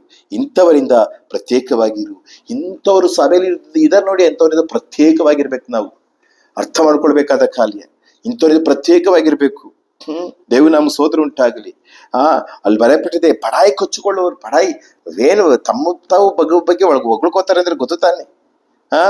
ತಂದೆ ತಾಯಿಗಳಿಗೆ ಅವಿಧೇಯರು, ಶಾರೀರಿಕ ತಂದೆ ತಾಯಿಗಳಿಗೂ ಅವಿಧೇಯತಾರೆ, ಆತ್ಮಿಕ ತಂದೆ ತಾಯಿಗಳಂದ್ರೆ ತಾಯಿ ತಂದೆ ಅಪ್ಪಸ್ತಲರೇ ಸಂಘದಲ್ಲಿ ಬರೆಯಪಟ್ಟಿದೆ. ಅವರಿಗೆ ಅವಿಧೇಯತೆ ಆಗುವಂತವ್ರು. ಉಪಕಾರ ನೆನೆಸಿದ ದೇವರು ಎಷ್ಟು ಉಪಕಾರ ಮಾಡಿದ್ರು ಅವ್ರ ಸ್ತೋತ್ರ ಜೀವಿತ ಇಲ್ಲಿ ಇರುವುದಿಲ್ಲ. 4 ಗಂಟೆಗೆ ಎದ್ದು ಸ್ತೋತ್ರ ಮಾಡೋ ಅನುಭವ ಇರುವುದಿಲ್ಲ. ರಾತ್ರಿ ಸ್ತೋತ್ರ ಮಾಡೋ ಜೀವಿತದ ಅವ್ರಿಗೆ ಇರುವುದಿಲ್ಲ. ಬೇರೆಯವರು ಅನೇಕರು ಅವ್ರಿಗೆ ಹೆಲ್ಪ್ ಮಾಡ್ತಾರೆ, ಅದನ್ನ ಅವರು ನೆನೆಸುವುದಿಲ್ಲ. ಸೇವಕರು ಅನೇಕವಾಗಿ ಆತ್ಮಿಕವಾಗಿ ಅವ್ರಿಗೆ ಸಹಾಯ ಮಾಡ್ತಾರೆ, ಪ್ರಾರ್ಥಿಸಿ ಸಹಾಯ ಮಾಡ್ತಾರೆ, ಉಪದೇಶ ಹೇಳ್ತಾರೆ, ಕಣ್ಣೀರ್ ಇಡ್ತಾರೆ, ಮೊಣಕಾಲು ಇಡ್ತಾರೆ, ರಾತ್ರಿಗಳು ಪ್ರಾರ್ಥಿಸ್ತಾರೆ. ಅದನ್ನ ಅವ್ರೇನು ಸಹಾಯ ನೆನೆಸೋದಿಲ್ಲ, ಸೇವಕರು ನೆನೆಸೋದಿಲ್ಲ. ಅವರು ಅಶುದ್ಧರು. ಅಶುದ್ಧವಾದ ಮೊಬೈಲ್ ಅಲ್ಲಿ ಅಶುದ್ಧ ಕಾರ್ಯಗಳು ನೋಡಿ ಅದನ್ನ ಸಂತೋಷ ಪಡುವಂತವರು. ಸ್ವಾಭಾವಿಕ ಮಮತೆ ಇರುವುದು, ಸ್ವಭಾವ ಮಮತೆ ಇರುವುದಿಲ್ಲ. ಒಬ್ಬರಿಗೆ ಸಹಾಯ ಮಾಡಬೇಕು, ಪರರನ್ನು ಕನಿಕರಿಸ್ಬೇಕು, ಅವರಿಗೆ ಸಹಾಯ ಮಾಡ್ಬೇಕು, ಆ ಮಮತೆನೇ ಇರುವುದಿಲ್ಲ. ಒಪ್ಪಂದನ ಮುರಿಯುವರು. ಇನ್ಮೇಲೆ ಕರೆಕ್ಟಾಗಿ ಜೀವಿಸ್ತೀನಿ, ಇನ್ಮೇಲೆ ಕರೆಕ್ಟಾಗಿ ನಾನು ಪ್ರೈಸಿಂಗ್ ಮಾಡ್ತೀನಿ, ಇನ್ಮೇಲೆ ಕರೆಕ್ಟಾಗಿ ಬೈಬಲ್ ಓದ್ತೀನಿ, ಇನ್ನು ಎಲ್ಲಾ ಕೂಟಗಳಿಗೆ ಬರ್ತೀನಿ, ಇನ್ನು ಯಥಾರ್ಥವಾಗಿ ಇರ್ತೀನಿ, ಹಂಗಿರ್ತೀನಿ ಹಿಂಗಿರ್ತೀನಿ. ಅನೇಕ ಒಪ್ಪಂದಗಳನ್ನ ದೇವರ ಹತ್ರ ಮಾಡ್ಕೋತಾರೆ, ಮನುಷ್ಯ ಹತ್ರ ಮಾಡ್ಕೋತಾರೆ. ಅದನ್ನ ಏನ್ ಮಾಡ್ತಾರೆ? ಮುರಿದಾಕ್ತಾರೆ. ದೇವ್ರ ನಾಮಕ್ಕೆ ಸ್ತೋತ್ರ ಉಂಟಾಗಲಿ. ನೆಕ್ಸ್ಟ್ ಸುಳ್ಳಾಗಿ ದೂರುವಂತವ್ರು, ಬೇರೆನೆಲ್ಲ ಸುಳ್ಳದ ದೂರುವಂತವ್ರು. ಅವ್ರಿಂಗೆ ಇವ್ರಿಂಗೆ, ಆ ಬ್ರದರ್ ಹಿಂಗೆ, ಈ ಸಿಸ್ಟರ್ ಹಿಂಗೆ, ಇವ್ರಿಂಗೆ ದೂರೋದು, ದೂರ್ಕೊಂಡು ಹೋಗೋದು. ದೂರುವಂತ ಒಂದು ಆತ್ಮ, ಅದು ಸೈತಾನ ಆತ್ಮ. ದಮ್ಮೆ ಇಲ್ಲದವರು, ಪರಿಶುದ್ಧಾತ್ಮ ಹೊಂದಿಕೊಂಡು ದಮೆ ಉಳ್ಳವರಾಗಿರ್ಬೇಕು. ಶರೀರ ಇಚ್ಛೆಗಳನ್ನ ಕೀಳ್ಪಡ್ತಿ ಜಯಿಸಿ ಇರ್ಬೇಕು, ಪರಿಶುದ್ಧವಾಗಿ ಇರ್ಬೇಕು. ಶರೀರ ಇಚ್ಛೆಗಳಿಂದ ನೀನ್ ಜೀವಿಸಬಾರ್ದು. ಉಗ್ರತೆ ಉಳ್ಳವರು. ಏನೋ ಚಿಕ್ಕ ಮಾತು ಯಾರು ಹೇಳ್ರೆ ಸಾಕು ಭಯಂಕರ ಕೋಪಿಷ್ಟರು. ನೆಕ್ಸ್ಟ್ ಏನ್ ಬರಪಟ್ಟಿದೆ? ಒಳ್ಳೆಯವ್ರನ್ನ ಹೀನೈಸುವರು. ಯಥಾರ್ಥವಾಗಿ ಸೇವೆ ಮಾಡ್ತಾರೆ, ಯಥಾರ್ಥವಾಗಿ ಜೀವಿಸ್ತಾರೆ ಅನೇಕ ವಿಶ್ವಾಸಿಗಳು. ಅಂತವ್ರನ್ನ ಹೀನೈಸುವಂಥದ್ದು, ದ್ರೋಹಿಗಳು, ದ್ರೋಹ ಮಾಡುವಂಥದ್ದು ಅನೇಕರಿಗೆ. ದುಡುಕಿನವರು, ಉಬ್ಬಿಕೊಂಡವರು, ದೇವರಿಗಿಂತ ಹೆಚ್ಚಾಗಿ ಭೋಗಗಳನ್ನೇ, ದೇವರನ್ನ ಪ್ರೀತಿಸುವುದಲ್ಲ, ಭೋಗಗಳನ್ನ ಪ್ರೀತಿಸುವಂಥದ್ದು. ತ್ಯಾಗ ಜೀವಿತ ಅವರಲ್ಲಿ ಇರುವುದೇ ಇಲ್ಲ. ದೇವ್ರ ನಾಮಕ್ಕೆ ಸ್ತೋತ್ರ ಉಂಟಾಗಲಿ. ಅದಕ್ಕೆ ದೇವ್ರ ವಾಕ್ಯ ಬರಪಟ್ಟಿದೆ, ಇಂಥವರಿಂದ ಏನಾಗಿರ್ಬೇಕು? ಪ್ರತ್ಯೇಕವಾಗಿರ್ಬೇಕು. ದೇವ್ರ ನಾಮಕ್ಕೆ ಸ್ತೋತ್ರ ಉಂಟಾಗಲಿ. ಇದು ಅಂತ್ಯಕಾಲದಲ್ಲಿ ನಡೆಯುವಂತ ಒಂದು ಕಾರ್ಯ. ದೇವ್ರ ನಾಮಕ್ಕೆ ಸ್ತೋತ್ರ ಉಂಟಾಗಲಿ. ಹಾಗಾಗಿ ಇಂಥವ್ರಿಂದ ದೂರವಾಗಿರ್ಬೇಕಂತ ಬರಪಟ್ಟಿದೆ. ನೆಕ್ಸ್ಟ್ ದೇವ್ರ ನಾಮಕ್ಕೆ ಸುಂದರ ಅಂತ್ಯಕಾಲದಲ್ಲಿ ಸಭೆಯಲ್ಲಿ ನಡೀತದೆ. ಸ್ವಸ್ಥ ಬೋಧನೆ ಸಹಿಸುವುದಿಲ್ಲ. ದೇವ್ರ ನಾಮಕ್ಕೆ ಸ್ತೋತ್ರ ಉಂಟಾಗಲಿ. 2 ತಿಮೋತಿಯಲ್ಲಿ ಬರಪಟ್ಟಿದೆ, 4ನೇ ಅಧ್ಯಾಯ 3ನೇ ವಚನ. 2 ತಿಮೋತಿ ಚಾಪ್ಟರ್ 4 ವರ್ಸ್ 3. ಯಾಕೆಂದರೆ ಜನರು ಸ್ವಸ್ಥ ಬೋಧನೆಯನ್ನು ಸಹಿಸಲಾರದ ಕಾಲವು ಬರುತ್ತದೆ. ಅದರಲ್ಲಿ ಅವರು ತೀಟೆಗೆ ಉಳ್ಳವರಾಗಿ ತಮ್ಮ ದುರಾಶೆಗಳಿಗೆ ಅನುಕೂಲವಾದ ಉಪದೇಶಕನ್ನು ಇಟ್ಟುಕೊಳ್ಳುವರು. ಹೌದು, ಸತ್ಯ ಅಪೊಸ್ತಲರಿಗೆ ಬೇಡ, ಸತ್ಯ ಸರಿಯಾದ ಸೇವಕರವರಿಗೆ ಬೇಡ ಅವರಿಗೆ. ಹಾಗಾಗಿ ಅವ್ರು ಏನ್ ಮಾಡ್ತಾರೆ? ಸ್ವಸ್ಥ ಬೋಧನೆಯನ್ನ, ಸರಿಯಾದ ಬೋಧನೆ ಹೇಳುವಂತ ಅಪೊಸ್ತಲರ ಕಂಡ್ರೆ ಅವ್ರಿಗೆ ಇಷ್ಟ ಇರುವುದಿಲ್ಲ. ಈ ಬ್ರದರ್ ಭಯಂಕರ ಕಠಿಣವಾಗಿ ಹೇಳ್ತಾರೆ, ಭಯಂಕರವಾಗಿ ಸ್ಟ್ರಿಕ್ಟ್ ಆಗಿ ಹೇಳ್ತಾರೆ, ಬೇಡ. ಅದಕ್ಕೆ ಏನ್ ಮಾಡ್ತಾರೆ? ತೀಟೆಕೊಳ್ಳುವರಾಗಿ ತಮ್ಮ ದುರಾಶೆಗಳಿಗೆ ಅನುಕೂಲವಾದ ಸೇವಕರನ್ನ ಇಟ್ಟುಕೊಳ್ತಾರೆ, ಉಪದೇಶಕರನ್ನ ಇಟ್ಕೊಳ್ತಾರೆ. ಅವ್ರ ದುರಾಶೆಗಳಿಗೆ ಪ್ರಾರ್ಥಿಸುವಂತ ಸೇವಕರು ಬೇಕು. ಅವ್ರ ದುರಾಶೆಗಳಿಗೆ ಬೋಧನೆಗಳು ಮಾಡುವಂಥದ್ದು ಏನು? ದೇವರನ್ನ ಆಶೀರ್ವದಿಸ್ತಾರೆ, ದೇವರನ್ನ ಅನುಗ್ರಹಿಸ್ತಾರೆ. ಅವ್ರ ಪಾಪಗಳನ್ನ ಎತ್ತಿ ತೋರಿಸುವಂತ ಸೇವಕರು ಬೇಡ. ನಮ್ಮ ಐಕ್ಯತೆಯಿಂದ ಅನೇಕರು ಬಿಟ್ಟೋಗಿದ್ದಾರೆ. ಹೇಗೆ ಬಿಟ್ಟೋದ್ರು? ಕಠಿಣವಾದ ಉಪದೇಶ ಹೇಳ್ಬೇಕಾದ್ರೆ, ಅವ್ರ ಪಾಪಗಳನ್ನ ಎತ್ತಿ ತೋರಿಸ್ಬೇಕಾದ್ರೆ ಏನ್ ಮಾಡ್ರು? ಜಾಗ ಖಾಲಿ ಮಾಡ್ತಾರೆ. ಅಲ್ಲೋದ್ರೆ ಏನು ಹೇಳುದಿಲ್ವಲ್ಲ, ಗುಂಪಲ್ಲಿ ಏನೋ ಮಾಡ್ಕೊ ಬಂದಂಗೆ. ಓಕೆ, ಈಗ ನೋಡಿ ಅವ್ರ ಜೀವಿತಗಳು ಅನೇಕರು ನಾನು ನೋಡ್ತಾ ಇದ್ದೇನೆ. ಏಕಿಂದ ಬಿಟ್ಟೋದಂತ ನಾನು ನೋಡ್ತಾ ಇದ್ದೀನಿ, ಮೋಶವಾಗಿ ಕಾಣಪಟ್ಟಿದೆ. ದೇವ್ರ ನಾಮಕ್ಕೆ ಸ್ತೋತ್ರ ಉಂಟಾಗಲಿ. ಹಾಗಾಗಿ ನಾವು ಆ ರೀತಿಯಾಗಲ್ಲ, ನಾವು ಕಠಿಣವಾಗಿ ಬೋಧನೆ ಮಾಡೋ ಸೇವಕರು ಬೇಕು. ನನಗೆ ಆತ್ಮಿಕ ತಂದೆ ಇದ್ದಾರೆ, ಎಷ್ಟು ನನ್ನನ್ನು ಶಿಕ್ಷಿಸ್ತಾರೆ, ನನಗೆ ಆಶೀರ್ವಾದನೆ. ನನಗೆ ಎಷ್ಟು ಅವ್ರು ಬೈತಾರೆ, ಅದು ನನಗೆಲ್ಲ ಆಶೀರ್ವಾದನೆ. ಹಾಗಾಗಿ ನಾವು ಒಬ್ಬರಿಗೆ ವಿಧೇಯರಾಗಿರ್ಬೇಕು. ಅಷ್ಟೊತ್ತರು ನಮಗೆ ಬೈಬೇಕಾದ್ರೆ, ಶಿಕ್ಷಿಸ್ಬೇಕಾದ್ರೆ ದುಃಖ ಪಡಬಾರ್ದು. ಅದು ನಮ್ಮ ಆಶೀರ್ವಾದ. ಈ ಭೂಮಿನೇ ನಾವು ಸರಿಯಾಗ್ಬೇಕು. ನಾವು ಸರಿಯಾಗೋದಕ್ಕೋಸ್ಕರ ನಮ್ಮನ್ನ ಶಿಕ್ಷಿಸ್ತಾರೆ, ನಮ್ಮನ್ನ ಗದರಿಸ್ತಾರೆ, ನಮ್ಮನ್ನ ಬೈತಾರೆ. ಪರಲೋಕದಲ್ಲಿ ಹೋಗ್ಬಿಟ್ಟು ಸರಿಯಾಗಕ್ಕಾಗುತ್ತಾ? ಇಲ್ಲ ನರಕದಲ್ಲಿ ಹೋಗ್ಬಿಟ್ಟು ಸರಿಯಾಗಕ್ಕಾಗುತ್ತಾ? ಇಲ್ವಲ್ಲ. ಈ ಭೂಮಿಲಿ ಆಗ್ಬೇಕಾದ್ರೆ ದೇವರು ಎಲ್ಲರೂ ನಮ್ಮನ್ನ ಸರಿ ಮಾಡೋದಿಲ್ಲ. ನಮ್ಮ ಮೇಲೆ ನೇಮಿಸಲ್ಪಟ್ಟ ಆತ್ಮಿಕ ತಂದೆಗಳು, ಪರಿಶುದ್ಧರು ನಮಗೆ ಬೈತಾರೆ. ಅದನ್ನು ಸಂತೋಷವಾಗಿ ಸ್ವೀಕರಿಸಿ ನಮ್ಮ ಜೀವಿತದಲ್ಲಿ ಏನ್ ಕೊರತೆಗಳಿದೆಯೋ, ಪಾಪಗಳಿಂದ ಕಂಡಿಡಿದು ಬಿಟ್ಟು ನಮ್ಮನ್ನ ಸರಿಪಡಿಸ್ಕೊಂಡು ನಾವು ಜೀವಿಸ್ಬೇಕು. ಹಾಗಾಗಿ ಏನ್ ಮಾಡ್ತಾರೆ? ತುಂಬಾ ಕಠಿಣವಾಗಿ ಬೋಧಿಸುವ ಸೇವಕರುಗಳು ಅವ್ರ ಪಾಪಗಳನ್ನ ಎತ್ತಿ ತೋರಿಸೋ ಸೇವಕರು ಇಷ್ಟ ಆಗೋದಿಲ್ಲ. ತಮ್ಮ ದುರಾಶೆಗಳಿಗೆ ಅನುಕೂಲವಾದ ಉಪದೇಶಕರು. ಅವ್ರು ಏನೇ ತಪ್ಪು ಮಾಡಿದ್ರು ಅವ್ರಿಗೆ ಗಂಟಿಸಂಗಿಲ್ಲ, ಅವ್ರು ಏನೇ ತಪ್ಪು ಮಾಡ್ರು ಅವ್ರನ್ನ ಶಿಕ್ಷಿಸಂಗಿಲ್ಲ. ಅಂತ ಸೇವಕರಾದ್ರೆ ತುಂಬಾ ಸಂತೋಷ. ಪಾಪ ಮಾಡೋದು ಹೇಳಿದ್ರೆ ಯಾವಾಗ್ಲೂ ಇದೇನಪ್ಪ ಅದೇನೆ ಅಂತೆ ಕಾಲ ನಡೆಯುವಂತ ಒಂದು ಕಾರ್ಯ. ದೇವ್ರ ನಾಮಕ್ಕೆ ಸ್ತೋತ್ರ ಉಂಟಾಗಲಿ. ಇದು ಕೊನೆ ಕಾಲದಲ್ಲಿ ನಡೆಯುವಂತ ಕಾರ್ಯ. ಇನ್ನೊಂದೇ ಒಂದು ವಾಕ್ಯ ನಾವು ಓದಿ ಮುಗಿಸೋಣ. ಕೊನೆ ಕಾಲದಲ್ಲಿ ಏನ್ ನಡೀತದೆ? 2 ಪೇತ್ರ 3ನೇ ವಚನ. ದೇವ್ ಸಭೆಯಲ್ಲಿ ನಡೆಯುವಂತ ಕಾರ್ಯ. 2 ಪೇತ್ರ, ದೇವ್ರ ನಾಮಕ್ಕೆ ಸ್ತೋತ್ರ ಉಂಟಾಗಲಿ, 3ನೇ ಒಂದು ವಾಕ್ಯ, ಕುಚೋದ್ಯಗಾರರು ಇದ್ದಾಳ್ತಾರೆ. ದೇವ್ರ ನಾಮಕ್ಕೆ ಸ್ತೋತ್ರ ಉಂಟಾಗಲಿ. 2 ಪೇತ್ರ 3ನೇ ವಚನ. ಕಡೇ ದಿವಸಗಳಲ್ಲಿ ತಮ್ಮ ದುರಾಶೆಗಳ ಪ್ರಕಾರ ನಡೆಯುವ ಕುಚೋದ್ಯಗಾರರು ಬಂದು, ಕುಚೋದ್ಯಗಾರರು ಉಪದೇಶವನ್ನ ಹೀಯಾಳಿಸುವಂತವ್ರು, ಕುಚೋದ್ಯ ಮಾಡುವಂತವ್ರು, ಸಭೆಯನ್ನ ಹೀಯಾಳಿಸುವಂತವರು, ಸೇವಕರನ್ನ ಹೀಯಾಳಿಸುವಂತವ್ರು, ಐಕ್ಯತೆನ ಹೀಯಾಳಿಸುವಂತವ್ರು. ದೇವ್ರ ನಾಮಕ್ಕೆ ಸ್ತೋತ್ರ ಉಂಟಾಗಲಿ. ಈ ಕುಚೋದ್ಯಗಾರರಿಗೆ ದೂರವಾಗಿರ್ಬೇಕು. ಹಾಗಾಗಿ ಉಪದೇಶವನ್ನ, ಸತ್ಯ ಅಪೊಸ್ತಲ ಉಪದೇಶನ ಕುಚೋದ್ಯ ಮಾಡುವಂತವ್ರು. ಹೇಳೋದಕ್ಕೆ ಅನೇಕ ಕಾರ್ಯಗಳಿಗೆ ಸಮಯ ಇಲ್ಲ. ಎಷ್ಟು ಬೇಗ ಬರ್ತಾರೆ. ನಮ್ಮ ಜೀವಿತ ನಾವು ಸಿದ್ಧಪಡಿಸ್ಕೊಳ್ಳೋಣ, ದೇವ್ರ ಬಣ್ಣ ಸಿದ್ಧವಾಗೋಣ. ಕೊನೆ ಕಾಲದಲ್ಲಿ ಅಂತ್ಯಕಾಲದಲ್ಲಿ ಬಂದಿರೋದು ನಮಗೆ. ಹಾಗಾಗಿ ಸಭೆಯಲ್ಲೂ ಕೂಡ ಅಂತ್ಯಕಾಲದಲ್ಲಿ ಏನೆಲ್ಲ ನಡಿಬೇಕು ನಡೀತಿದೆ, ಲೋಕದಲ್ಲಿ ಏನೆಲ್ಲ ನಡಿಬೇಕು ನಡೀತಿದೆ. ಒಟ್ಟಿನಲ್ಲಿ ನಮ್ಮ ಕರ್ತನಾದ ಯೇಸು ಕ್ರಿಸ್ತನು ಬೇಗ ಬರ್ತಾರೆ. ಇನ್ನ ಕಾಲ ಅಧಿಕವಾಗಿಲ್ಲ, ಇನ್ನ ಸಮಯ ಅಧಿಕವಾಗಿಲ್ಲ. ಹೌದು, ನಿಜವಾಗಿ ಯೇಸು ಬೇಗ ಬರ್ತಾರೆ. ನಮ್ಮನ್ನು ನಾವು ಸಿದ್ಧಪಡಿಸ್ಕೊಳ್ಬೇಕು. ನಾವು ಕೈ ಬಿಡಬಾರ್ದು. ನಮ್ಮ ಕಣ್ಣುಗಳನ್ನ ಮುಚ್ಚೋಣ. ದೇವ್ರ ನಾಮಕ್ಕೆ ಸ್ತೋತ್ರ ಉಂಟಾಗಲಿ. ನಮ್ಮ ಜೀವಿತಗಳನ್ನ